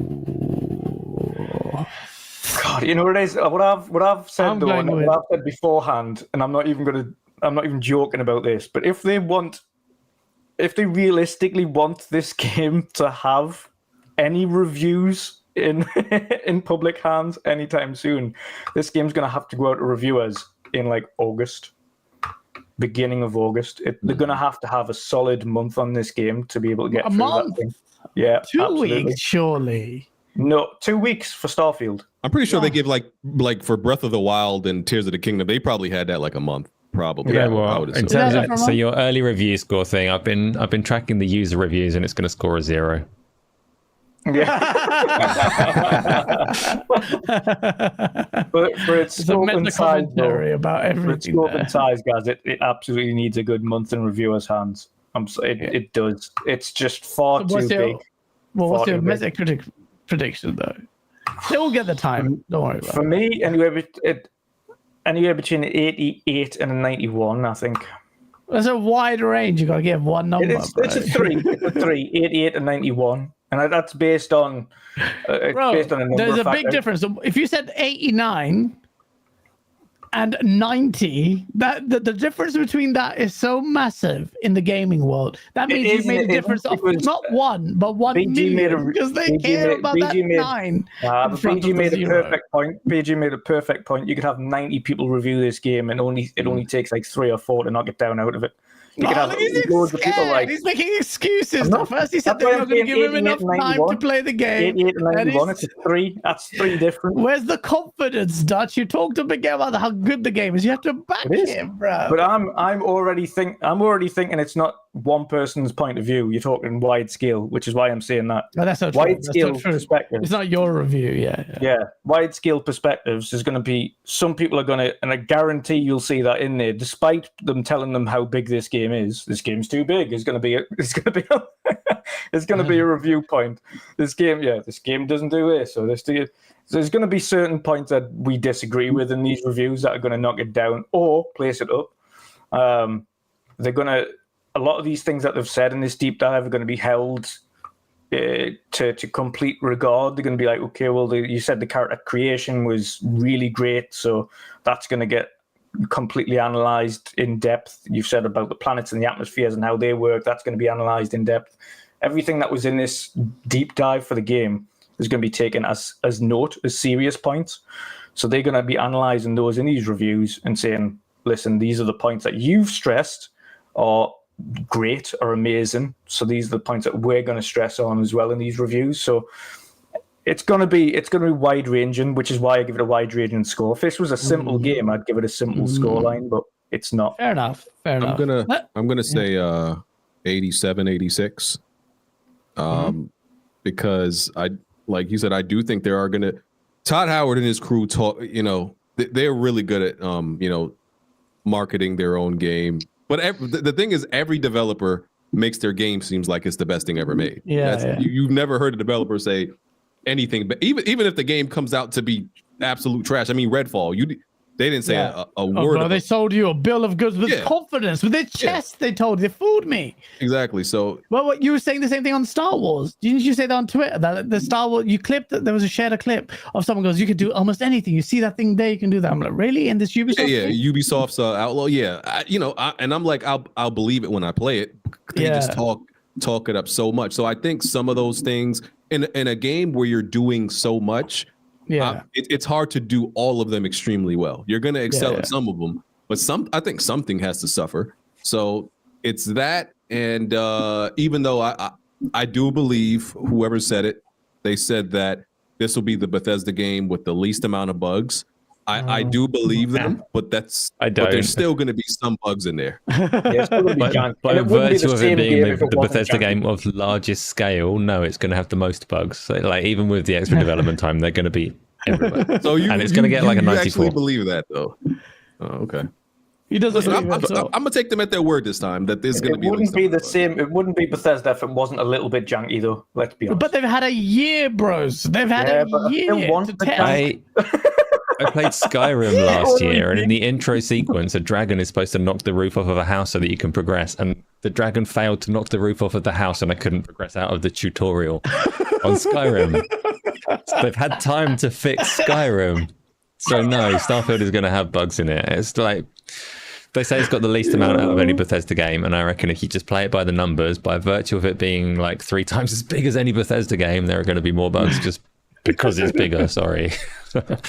Yeah. I mean, they've had a year. I mean, I'll say this: when they said that, what that meant to me is this as bug free as we could ever really make it, because we got an additional time. Microsoft sent their engineers, maybe not to do that kind of game design bugginess stuff, but I think this is as bug free an experience I think Bethesda are capable of delivering with a game like of this, not just this scale, but the scale is important. Can't distinguish that from that. But yeah, it's gonna have bugs. I think a lot of people have said the same thing, and a lot of devs have said the same thing. They've said, I can't imagine how big the QA team must have been on this game, because that is huge. That's a huge. Yeah, it must be massive. It must be massive.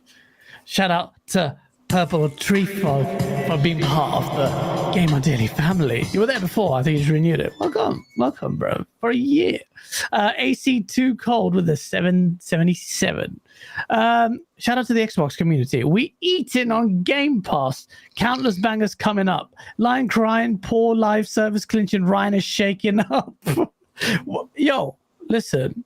Kids Move, is that you with your auto count? Just because I'm ops doesn't mean you have to use an auto count to do that. That did read like a Kids Move tweet though, minus the mockery at the end of Jim Ryan. Actually, no, he takes this out of Jim Ryan. Kids Move will go after Lena Khan. He doesn't care that much about Jim Ryan. He just hates Lena Khan. Yeah, because Lena Khan's American. That guy, bro. He's a funny character. But yeah, like. Okay, that's a weird game, super chat, but I kind of agree with you because I was going to ask you, like, BG, do you think the showcase, despite your score, which is conservative 5, do you think there's more confidence in the Xbox team now? You've had the showcase. Even though you didn't like Fable, they showed off Fable. In engine, you at least conceded. No, I didn't say I didn't like Fable. By the way, I just said it wasn't gameplay. I think when they show gameplay, it's gonna look good. Okay, so on that basis, do you think Xbox is like? Because you, all of us, quite scathing of Xbox up until this moment, and we said that they had to smash it. Now you don't. 5 is a 5, but don't you? Yeah. What do you think about Xbox? The state of Xbox. I think Xbox finally has an identity, right? Because before that, they were gaining one. They're still gaining one, but I think they actually kind of have one now. Before it was if you ask somebody like, "What's Xbox identity? What are they known for?" It was like they make games, a game here, a game there, but they weren't necessarily known for something specific. And now I feel like they're heading in the direction. They're the Western RPG box in a way. Which is not a bad identity to have. That's cool. So even though I gave it a 5 and I'm not a Western RPG person like that, somebody who likes them, I could easily see how that show was an 8. So I think that's the best thing going forward for them is that they have an identity. The what they showed was because it was 5 because of my preference. It wasn't 5 because it was anything that was shown was bad. Yeah. So I think this is probably the best showcase they've had in a long time. And yeah, now when it comes to the showcase is good. Now you just gotta do the second part, which is actually when the games drop, they have to be good. Absolutely. And now they seem to be. I don't want to jump the gun, but it seems to be that that path that everybody has been hoping and praying and talking about that they have to get on for a long time. Hopefully they're on that path now. That was deep, chat. That was deep. That was perfectly said. Echoed everything I think of Xbox. That's so true. They have an identity. I'm clipping that. They have an identity now.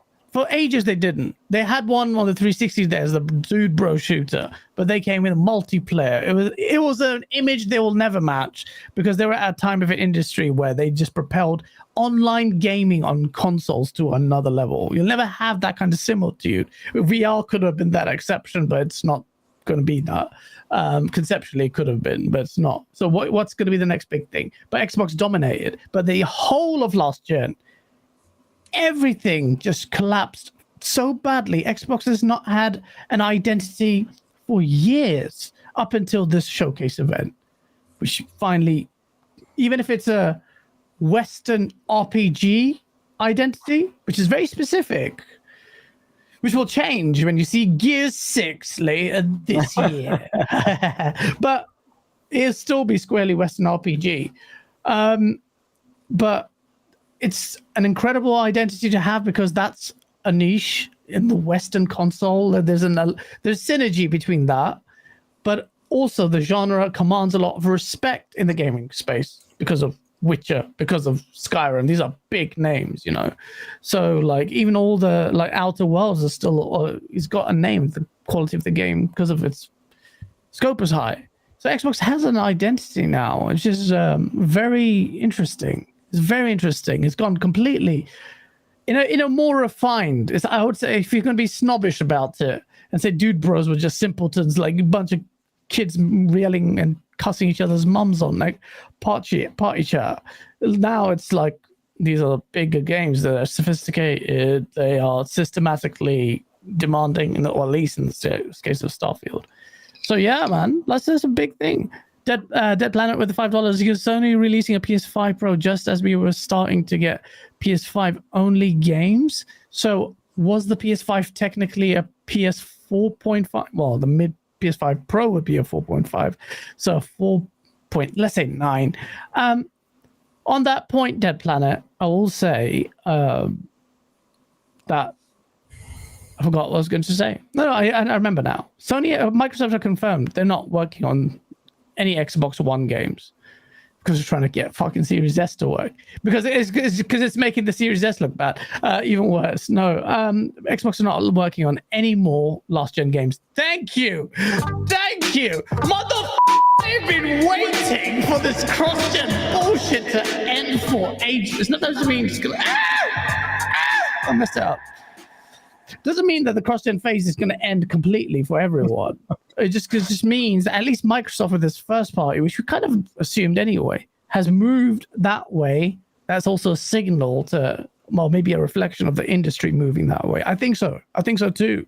I'm starting to see it's much more rare to see cross-gen now, which is good. Finally. But yeah, Dead Planet, like, I don't think the PS5 is only a PS5 only games. I mean, PS5 Pro coming out 4 years later is not a problem, bro. That'll be next year. How's that? Just when the PlayStation 5 only... Yeah, PlayStation 5 only games, but it had Demon Souls at launch. That was PS5 only. Returnal. Ratchet and Clank. So it has a lot more than Xbox. That's why it's hard to argue against it. The only thing, and they've both been foul of mismessaging, because of course initially PlayStation said only on PlayStation 5, and then they backtracked and released it on PlayStation 4. So the mismessaging there, much as Xbox has had the most powerful console, is mixed messaging and false advertising essentially. Initially on paper, yes, it's the most powerful console, but if you're not showing it in the output, then you can't brag about it. But they've both had mixed messaging. That's not to say that PlayStation 5 isn't a powerful console. I just think, as it stands, they've had issues with dealing with moving on from the previous gen. They've had to intentionally include the previous gen in some of their games whilst the adoption rate picked up. Yeah. And again, thankfully for them, the adoption rate has picked up quicker than they could imagine. They've managed to get more consoles out the doors. They're flying out with the console numbers for PlayStation 5. So they are now at a point where they don't have to include the PlayStation 4 in their plans. Yeah. It's not to do with power or anything like that. They've just got to a point now where they've got... Yeah, they're like, oh, we've got 30+ million consoles out in the wild now. We're at a point where we can just ditch the previous gen in our thoughts. Yeah. We can actually move forward. Microsoft are kind of in the same position, though not on the sales numbers. They're still in that same position now where they're going like, we've done what we can, now we're moving on. And we kind of already knew that when they announced Fable, they announced Forza, etc. They said these are only... We'd be shocked if there was a cross-gen first-party game. We were like, what? Yeah. Now? Yeah. You could announce one. That'd be fucking crazy. My only thing for both of these platforms going forward now, and I don't know what PlayStation's going to do in terms of their first-party, because we're still kind of up in the air on that, and we've discussed it before, because we still don't know what's happening first-party-wise going forward. We still need that roadmap, really. Oh, well, let me ask the BG that on the first-party PlayStation front. Are you a little bit concerned, BG? Because after 2 years, your reactions. By the way, we haven't talked since you, bro. Your fucking reactions are so good. I could make a source video out of that. But you did. Your reactions were the same. I did use them. You obviously didn't watch my fucking videos. Watched it twice. Oh, you did? Yeah, I did. Yeah. I missed that one. There were two. You should watch it. But yours was the perfect setup. Your reaction is exactly what mine would have been, and you were generally frustrated. But you should have seen Bari and Persona were the highlights of this. If you haven't seen that one, BG, I thought it was like I thought it was their worst showcase since like, do y'all remember like Wonderbook when they were like trying to promote the move? The book that was bad. That was like this is probably their worst showcase since then, and that was like 2012 or 13, so one of those years. Yeah. I hated it. There was no first party presence besides the live service games, and you didn't even actually see any gameplay of the live service games. So yeah, I had expectations, and my expectations weren't crazy. I don't think they were crazy at all. I expected to see, some gameplay of, factions until they wanted to come out and say after, whatever. Twisted Metal, I thought Twisted Metal would be ready to show, and a bunch of other stuff that's Blue Point's game. All of this stuff has been cooking for a long time. It's not like, it's been some of this stuff is like it's 4 years, I think. So it's like I just didn't understand how they didn't show that stuff yet. It just didn't make any sense to me. So yeah, that like it was a third party showcase. Yeah. Literally what it was. It was third party. If you judge it off of a third party showcase, it's probably like a 7 or 8. But off of a PlayStation showcase, it's like a 2 or 3. Because what did you show me? Like, okay, Spider-Man and 2 live service games. I'm excited for Spider-Man, but bro, like I kind of, you know what I'm saying? Like, we knew what to kind of expect from Spider-Man. It's the stuff we didn't know about next year and beyond that I wanted to know. Isn't it a bit concerning that this hard pivot towards live service? Because that's hard, bro. I'm an advocate of the live service stuff, right? I know you are. I want multiplayer, but so my problem isn't the live service stuff. I know I guess the other PlayStation dudes, I know they hate the live service stuff. I want it, but so my concern was just the lack of first party presence. Like you didn't show me what a lot of the studios, what most of the studios. Oh, even Sucker Punch. Like we expected like Ghost of Tsushima announcement, like because Ghost of Tsushima came out 2019, 2020. I think 2019. 19, I think, yeah, 19. Yeah, so it's like the timing just seemed right. Maybe they're adopting this approach that they're not announcing any of these games until like the year it's coming out. Maybe that's their new approach, but I don't know. I don't know if they've changed. Why would they do that? Why would they do that? I don't know, because there was a point where PlayStation they would be okay with announcing their games 3 years out. They did that with like God of War. They did that. I think they did it with Ghost of Tsushima also. Because remember, we saw all that stuff like E3 2016, 17, and we didn't get those games till like much later. So I don't know if they're adopting a new policy. I don't know what's going on. But yeah, absolutely. I want answers. Well, how about this super chat from Gamer Live Studio? Thank you for the $10. What do you say to this? Xbox's identity. They're trying to do things differently rather than copy and paste PlayStation has done in the past PS4 gen. I'm tired of PlayStation just shutting down studios and IPs like The Order, 8 and 86, Drive Club, etc. That is a valid concern. The shutting down of studios, I particularly don't think so. Because they've shut down. It was Japan Studios. They've been reformed into what is it called? It starts with that. I forgot what they reformed it. Yeah, and Pixel Opus. I'm not concerned because, bro, damn near a lot of people didn't even know PlayStation owned Pixel Opus. People didn't even know what Pixel Opus was. I don't. Who the hell plays Pixel Opus? Exactly. Concrete Genie. I don't even know who. That was pretty much most of what people knew. They made one game called Intertwined in 2015, and then they made Concrete Genie in like 2019. Nobody bought the games. Yeah, they shut them down. Nobody bought the games. Because nobody cared. So that's why I'm not concerned. It's not like they're shutting down major studios. Like 10 people worked at Pixel Opus, right? So that's why I'm not, and I didn't care about their game anyway. So I'm personally not concerned about that. And with Japan Studios, that's a product of people just not supporting the games. Like I can't be mad at like PlayStation fans and Nintendo fans were also mad because like Nintendo fans, like that's the old guard of PlayStation games that Japan studios make that Nintendo fans also like, because a lot of Nintendo fans don't like the new wave of PlayStation games. So Japan studios was like the last bastion of that. But nobody bought Gravity Rush. I like Gravity Rush. I like both. Good game. But nobody bought them. So nobody bought the game. So I can't be mad and be like, oh, PlayStation. Nobody supported the games. Nobody supported the studios. So that's what happens when you don't buy games. You get shut down. So I can't be mad at that, you know. But they haven't shut down anything major. When that happens, then I'm concerned. But like, no. I'm not majorly concerned about shutdowns. If anything, as far as studio health is concerned, it's Xbox with its max exodus of people not being retaining staff or any kind of, and it's the studios that didn't show, that the ones we said we said it before the show. I said I would be shocked if they showed Perfect Dark for a reason, and they didn't show that. It's like Undead Labs. You said Undead Labs, you'd be surprised about.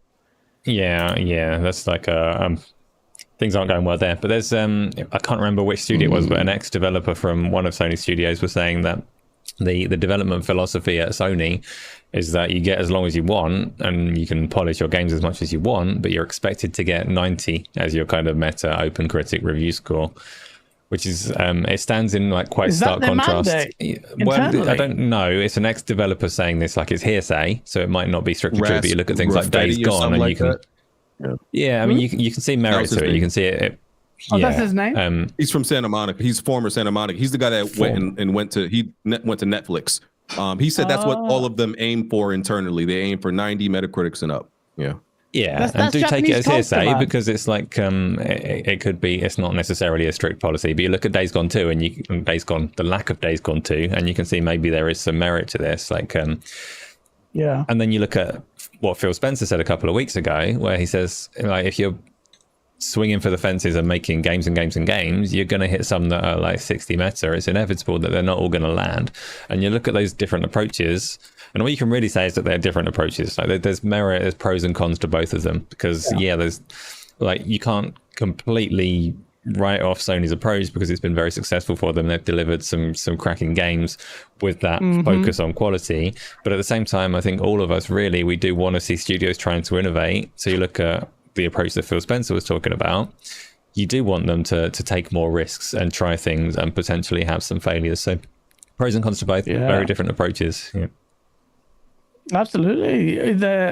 I know the cultural approach on Japanese culture will form what PlayStation is doing, demand the best quality with a low threshold for failure, which is I really like that policy. But the problem with that is that if you do not give second chances to studios, they have tried. Knack got a Knack 2, but that was the Mike Cerny. He had enough clout there internally. So like with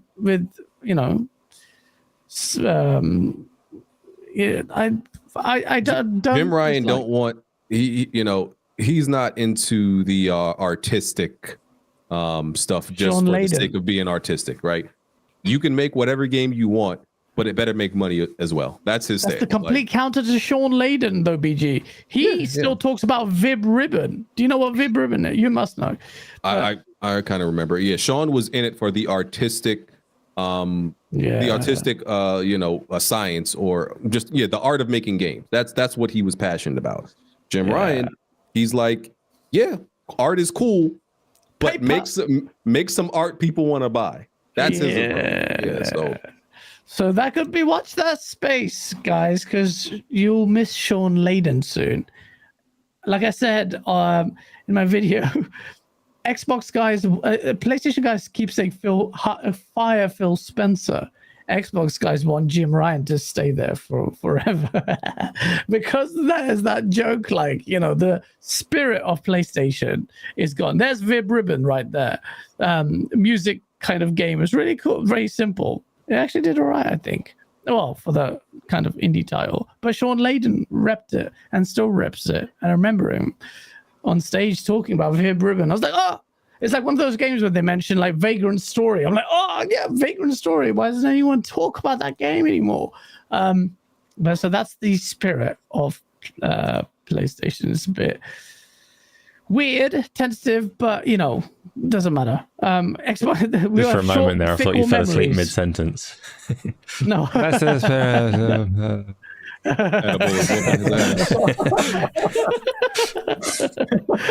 Yeah, I mean, okay, it's interesting, but it's good to get your perspective on that. Are you worried about factions though, bro? Because now Bungie came out and said, "Fuck Naughty Dog, your shit ain't good enough." Bungie saying that to Naughty Dog, surely you have to be concerned about that.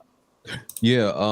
So it's interesting because, like, Bungie is the high council of live service games, and I understand because they have one of the most successful live service franchises, right? So that they deserve to be the high council and make decisions. So because some of these live service games are definitely going to fail. That's if you actually make as many as you claim you're going to make, all of them cannot be successful. So you want Bungie to at least mitigate the chances of failure for all of them, right? With their expertise and knowledge. But I'm just curious, was the problem only long-term roadmap content, right? Because that's what they said. If that's the only problem, then they can continue to work on that long-term content. It'll just take longer for the game to come out because you don't want the game to launch skeletons and bare bones and not have enough to keep people there for stuff for people to play for. My concern is Naughty Dog's a big studio, but what's the what part of the studio is going to be working on seasons and stuff like that, right? Because a lot of their studio, like most likely works on like their single player games because their games are take a lot of people because they're so they pay a lot of attention to detail, the fine minute stuff. They said they had like over 1,000 people, including contractors, work on The Last of Us Part 2 because they're insane perfectionists. That's why their games take so damn long and all that stuff. So majority of your studio is going to be working on whatever single player game you're working on now. Who's going to be working on the long-term content for factions? So that's my concern. I believe the game is I love Factions 1 and the gameplay at the core is great. So I think whatever they created at the core is great, but you got to have the long-term roadmap as well. So I just don't know.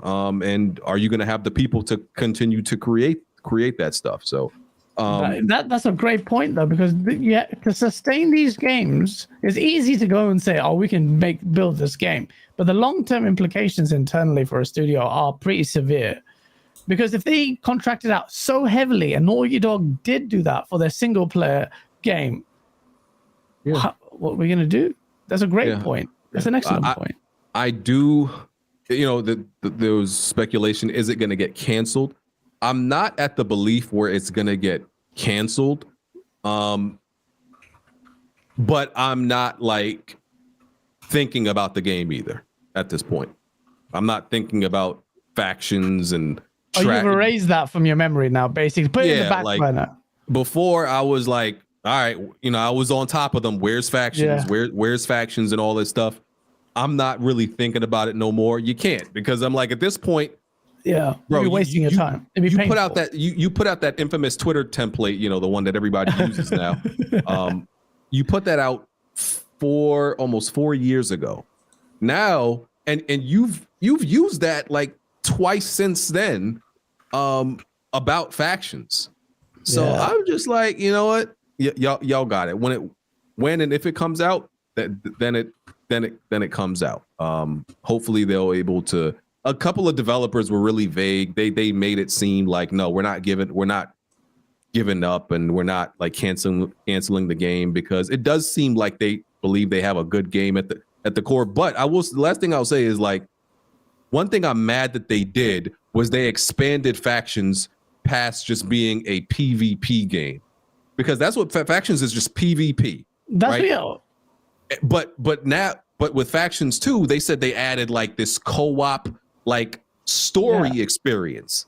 I think that's the problem. Why'd you try to do all this stuff? And I think it's because all the PlayStation fans who be bitching, whining, and complaining about anything multiplayer and anything co-op, you've seen how they react. If you, bro, you're on your own. You're the lone warrior for PlayStation on multiplayer. As soon as PlayStation even mentions anything about multiplayer or co-op, PlayStation fans act like they just saw the book. They just saw the boogeyman, right? It terrifies them. And I'm like, and that's why I hate that about them. So Jack Moves watching this is like, I think to coddle the fans, they said, okay, we got to have PvP, but we also have to include some type of single player or rather co-op experience that plays like that has story and narrative like our single player Last of Us does. That's why I believe they did it, because they got a coddle victim to the pony narrative of single player games. I think they got bullied. I think they got bullied into doing it by because the community. Because they see how much they cry about it. They feel like, oh, we can't just put out a PvP game. We got to put out, another co-op component with story attached to it because they're gonna cry and whine. So. Oh shit! He's speaking facts, ladies and gentlemen. Share that out just to make his life difficult on Twitter for no reason. I could just share that and say BG says PlayStation fanboys are the reason why Last of Us Functions got delayed. That is, I can do that. In fact, I'm announcing it to you now. That's what I'll do. Embrace the shitstorm. No, but it's true though. Like, come on, man. It's like the Bungie that created Halo went over to PlayStation and then said, your top studio Naughty Dog's game is not good enough. Multiplayer as well. I was like, you guys don't know how to do multiplayer. Get the fuck out of it. Cancel that shit. And it's the same guy who did Destiny, which it wasn't still massive. It's okay. That's a success. So I guess irrespective of my personal views, freaking Bungie do know what they're talking about. So shit, that did not look good in terms of the optics for Naughty Dog. It feel like it's a mark. This headphone's dying. Mark on Bungie, on Naughty Dog, but they'll be redeemed when they finally show their game, which will be their next game. But we'll see. We didn't talk about Clockwork Revolution, but that game from In Exile, a lot of people were saying, Asa, that this game looks like a copy of Bioshock. Yeah. And the same vibes are there. Yeah, it's got like a similar aesthetic, but it is an In Exile game. They've said as well, it wasn't very clear from the trailer necessarily, which I'm slowly bringing up, that it is actually a full-fledged In Exile RPG. So if you played any of the Wasteland games, I say any of them, I've only played Wasteland 3. No. It gives you quite a bit of flexibility in the way that you build your character and the skills that you choose and all the dialogue options and how it all plays out as you go through. They've said that all of that kind of DNA of theirs is present throughout Clockwork, what's its face? So a Revolution. The trailer was quite interesting. Like it had a nice style. Yes, it's reminiscent of Bioshock, but when has that ever been a bad thing? Like it's not. That's fine. So yeah, stylize it, do what you want. The trailer featured certain moments of timey-wimey powers, forwarding, backwardsing, and some scenic destruction, which I'm trying to talk and find the trailer at the same time. I wish it hadn't gone to me first. Right, it's up, it's playing, which depending on how freeform it is, could be something incredible. If it's a very scripted scene and you're actually like, you destroy a little bit and then it's like option 1, rewind this particular bridge falling over, option 2, the bridge fell over, and then it's limited to like a scene like that, then like, yeah, it can still be a good game. But if it's freeform, if you can destroy quite a lot within that environment that it's showing, then it could be very impressive indeed. We'll have to wait and see. It's early days. This was the reveal trailer. So like BG was saying, like to reveal a game showing gameplay is actually fairly rare. And that's what they're doing. They're doing a proper reveal. They didn't do a CGI splash screen or anything like that. So I'm interested. I like them as a studio. In Exile have made some cool stuff. Wasteland 3 was kind of buggy, particularly in co-op, but it was a cool game. So yeah, look forward to it.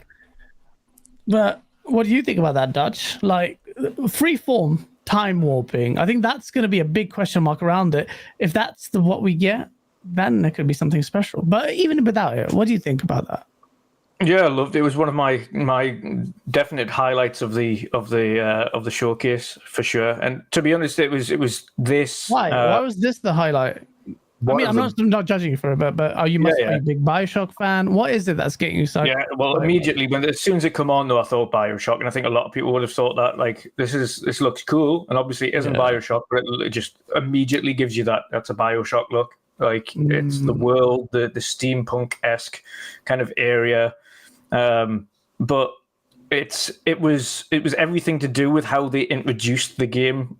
From fact that they showed a decent amount of gameplay, so you kind of get a feel for what the game's going to be like, to the kind of story elements behind it that they give you there, kind of, okay, there's time travel here, there's obviously a big bad, and that person's also got the use of time travel that can kind of alter what you do, and she's threatening, listen, I'm going to find you in any time or space.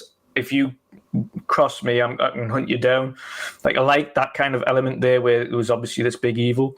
But you've also got control of those time elements. Asa's right as well. Like, it's not going to detract too much from it, but if there is a free-form element of that time reversal, then it's going to emphasize that's a game changer, I think.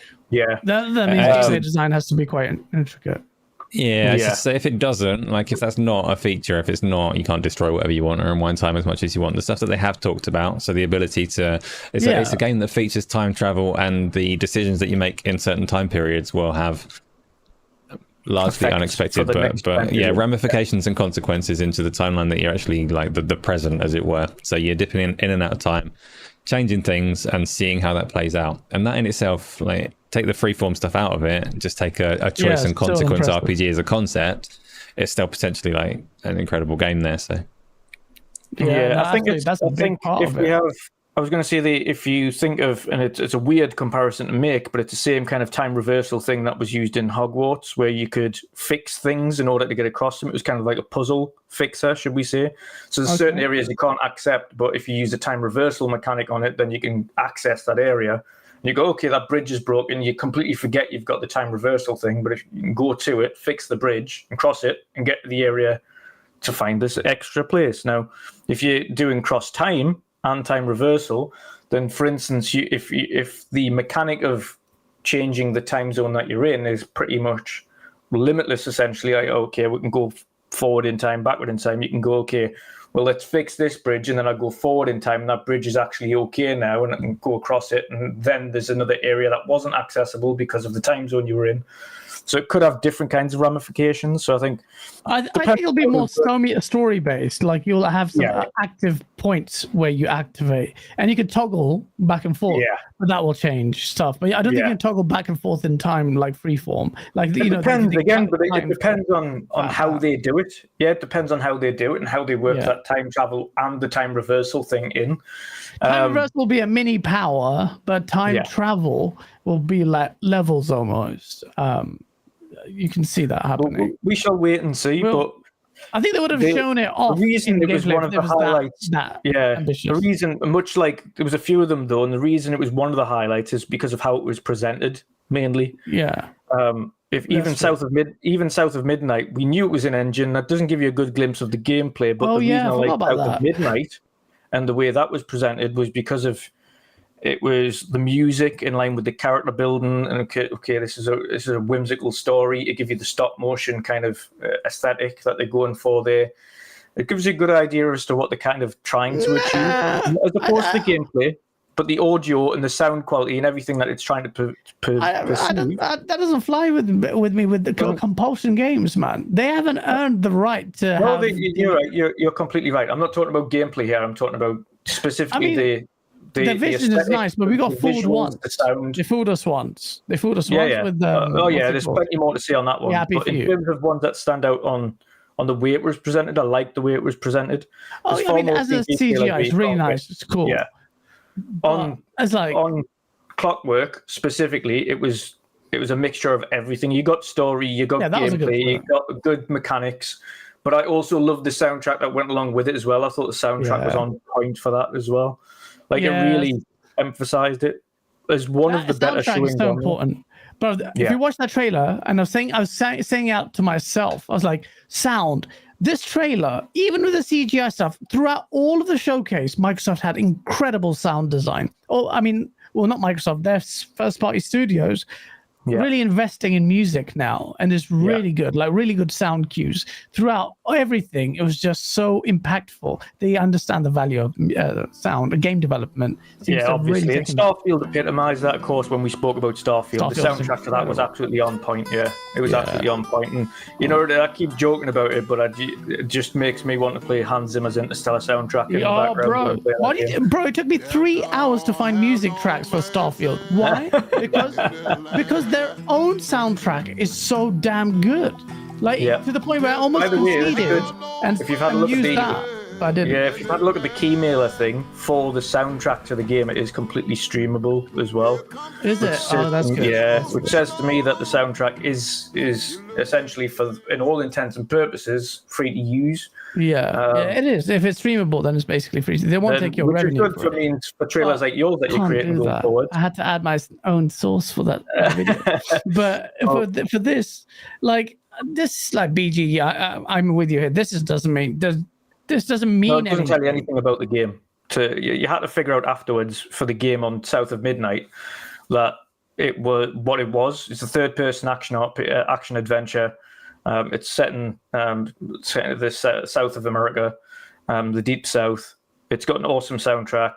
They're going to use stop motion. They probably won't be using it. Again, you've got to understand as well, the stop motion is the same type that they used in Hi-Fi Rush. They use the stop motion 15 to 30 in the cutscene, so it has that bit of a jagged, weird look. But in actual action, it doesn't have the stop motion feel. It's 60. I feel like they're going to be using that kind of thing in gameplay for this. Phenomenal. Yeah. That's the thing. They're such busters. They always come up. This is like not just a We Happy Few clone in terms of styling. Yeah. Like this is a very unique art style. It is. It looks beautiful. That's the one they're aiming for the actual game. That's what they're saying. This is in-engine, right? This is in-engine. Yeah. I mean, obviously, in-engine is like very in-engine means a lot of different things. Like I'm saying, it's very different. I was going to say I think the one thing that I liked highlighted from the Giant Bomb interview was both Matt Booty and Phil Spencer both clarified. They said, "Listen, we one thing we asked our studios back 6 months ago when we started talking about the showcase and what games to include, is don't create something specifically for this showcase. We only want included is things that you already have going for your game."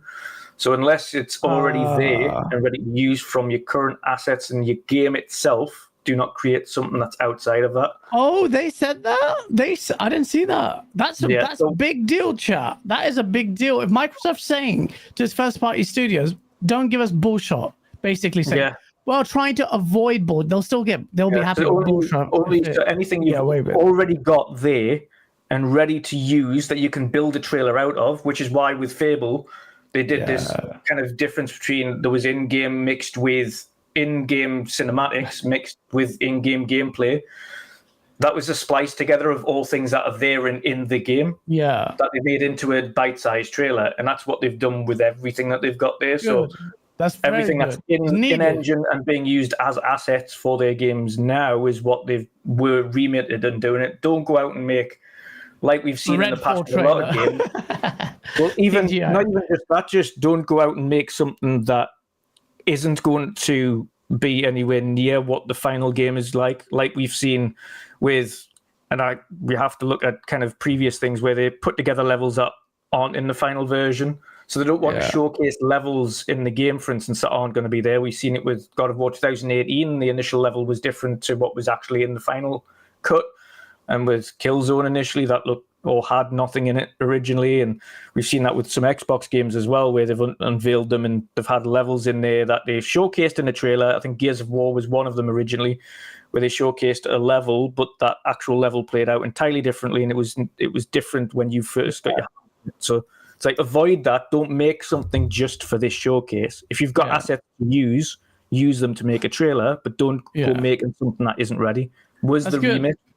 That's good. That interview was a bit weird. I found the Asian guy. It was like, what's his name? Imran something? I don't know. I think it's funny as well. It was funny though. I did like some of the interactions. It was a bit awkward. He was a bit upfront. At one point, Phil Spencer said, "I wasn't talking to you. I was talking to this lady." Yeah. The lady came across better. Jeff Grubb was okay, but the gentleman next to him seemed a bit hostile, inappropriately so for an interview. He's trying to be Jason Schreier almost, but failing. I don't know. I didn't watch the whole thing, so I'll reserve judgment on it. But I saw a clip of it, and then I saw a comment said the same thing. I was thinking, I'm like, oh, it's a bit weird. But that's a really big point there, Dutch. That's really good to know. Game Alive Studio with a $10 super chat goes, just because Bungie can make a live service game now, let's not forget Bungie made a fun single player and multiplayer game by way of live service. PlayStation Studios need to build the credibility of multiplayer games, and BG will be the first person to agree with you, because BG is the sole PlayStation content creator screaming about doing multiplayer right. By myself, I'm the only one that cares. Yeah. It's just I feel for you, because if I was in the same boat about I have been actually, and it's fucking annoying. Member for this KY Bob, the OG member who's been a member for 30 months, our first ever one, says Digital Foundry's take on Starfield makes sense. 30 FPS because of the massive amount of things going on, stressing the CPU. Also, Digital Foundry makes sense when they say this. People, listen, 30 FPS. They said expect to see more 30 FPS going forward. On the base, I'm already talking about base. We haven't even had mid-gen consoles confirmed that I'm saying base. But Series X and PS5, you're going to see more 30 FPS games, not just perhaps even first party from PlayStation. And, it's funny that you guys have taken a stance on 60. I always said this. It's so funny to see the console crowd really now 60. You were fine for all the gens beforehand, but now it's it has to be 60. And I'm surprised by how hostile they are, because you've tasted it when PC guys were telling you for ages 60 FPS is the source. It's definitely case by case as well from that. And I think that's really what they're alluding to. The bigger some of the games are going to get on these platforms, then you're going to get more 30 games. Yeah. If you've got smaller situated games like an AC Mirage, which is 25 hours, or an Uncharted, which is 25, 30 hours, they're going to be 60. You absolutely will have 60 because it's a smaller contained game. But when you're going larger and larger, when you're talking Avowed, I expect Avowed to be 60, by the way, with it being 25 to 30. When you're talking Starfield or a large Mass Effect game or something like that, it might be a little bit more limited in its skill. It depends on what they're achieving. I definitely think there's going to be, the larger the games are going to get, there are going to be more 30 games. But those games, 25, 30, 40 hours, they're going to be 60. There should be. Yeah. Well, we'll see. We'll see how it ends up. Because why is this doofus MBG dressed up as Solid Snake? What is wrong with him? I see this. I hate that guy so much, bro. He's one of your PlayStation boys, bro. I hate that guy. Did he dress up like that for the showcase? Yeah, he did. You need to watch my video, bro. God. That's what I'm looking at right now. I'm like, why is he dressed like that? Insane, man. Bro, he dressed up as fucking Solid Snake for that showcase, which ended up being a multiplayer, which he knew there were rumors already confirming that it was going to be multiplayer. And then his happy face and then his sad face immediately after the show was like a gift. Like, that guy just loves talking to himself. I'm sorry, he blocked me. I was being like somebody from like the Dukes of Hazzard or something. It's crazy. He looks nuts. Oh man, oh shit, man. That was such a gift for me, BG. I know I'm an Xbox guy out of a dick, but Bari and Persona's reaction, genuine, so good, so good. I just it's beautiful.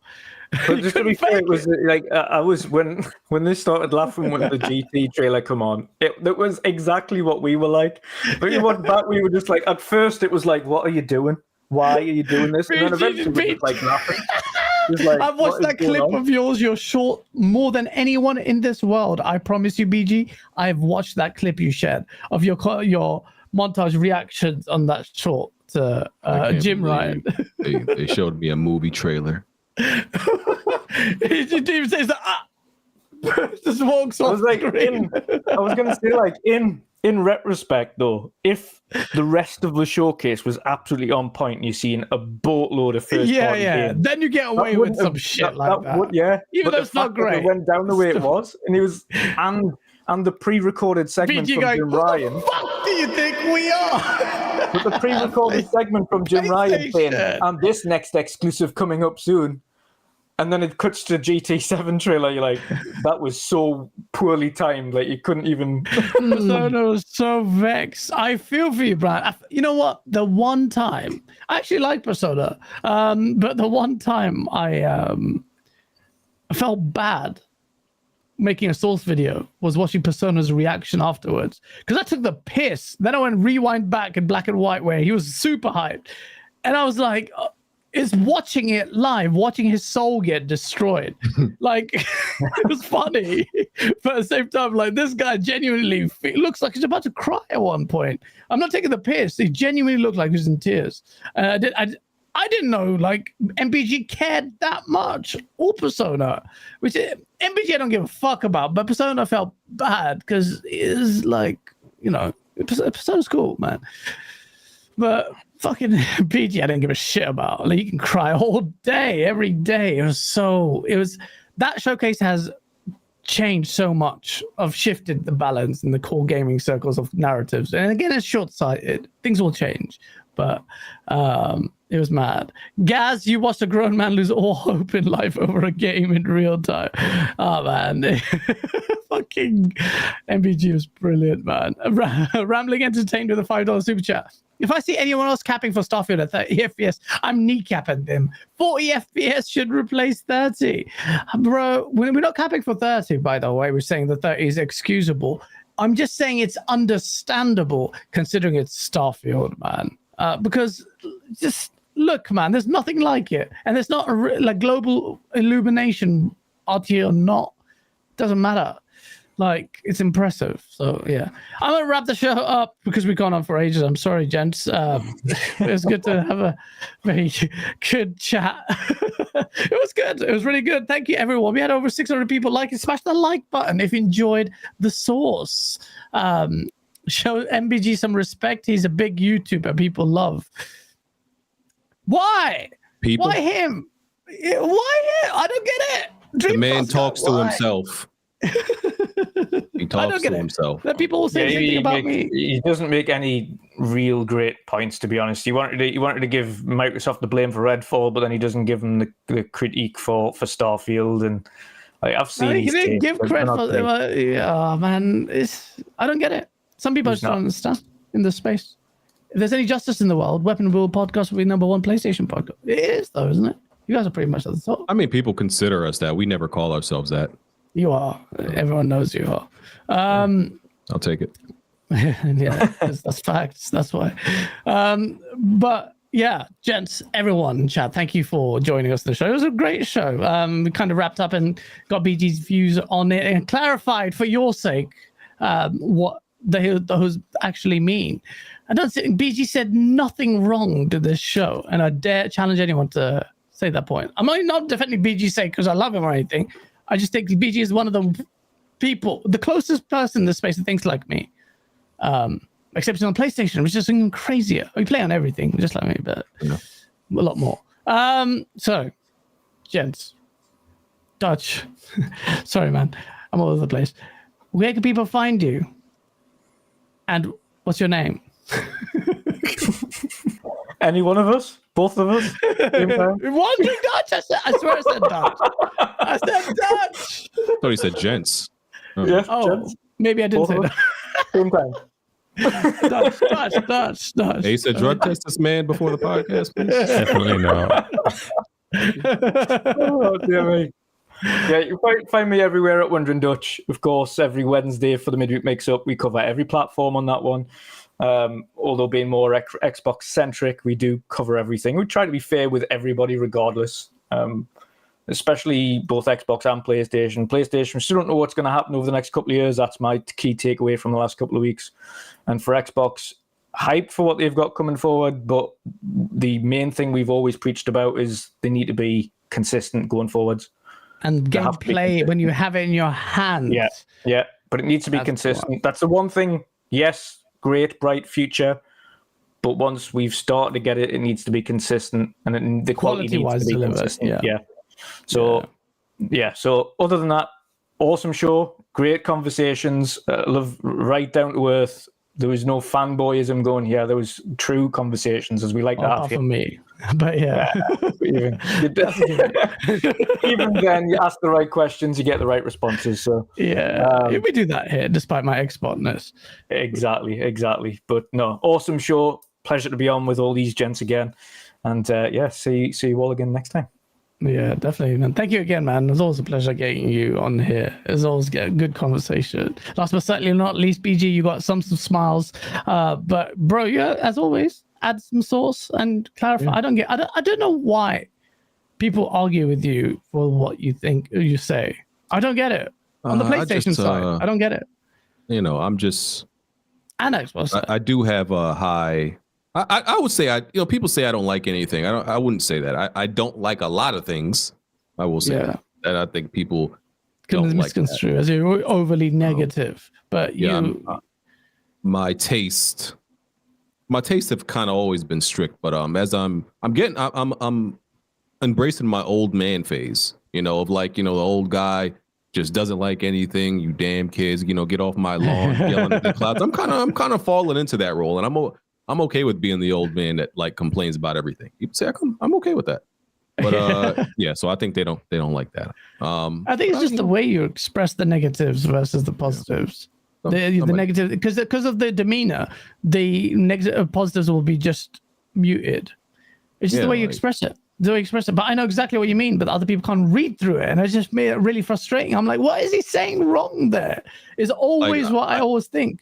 I just tweeted because there was a report that Final Fantasy 16 isn't going to have the option to turn off motion blur at launch, apparently. And I complained. I just said that's disgusting. I hate motion blur. And you say that all the time. You hate motion blur. And some people just said, "No, you always complain." And I'm like, bro, he's complaining. I hate motion blur. About motion blur. Most people say, you also say it's disgusting on screen.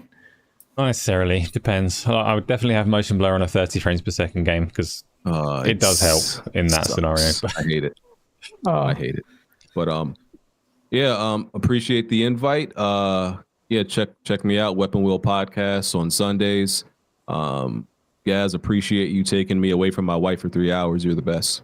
I'm grateful you see it that way because I was really nervous, just a bit conscious of the fact that both of your gents' time I've just murked on a Saturday, but I'm really grateful. Thank you, both of you, man. It was really good. Ace, we do outro time. Just tell peeps whatever we say. All that you need to know is that if you have Street Fighter 6 and you want to lose, I'll be playing it tomorrow evening. Somebody else might beat you. No, I'm going to beat you. I'll smash everyone. A long show. Dutch, BG, thank you for putting up with GaaS for as long as you have, and everyone that's come along in chat as well. Obviously, all of you.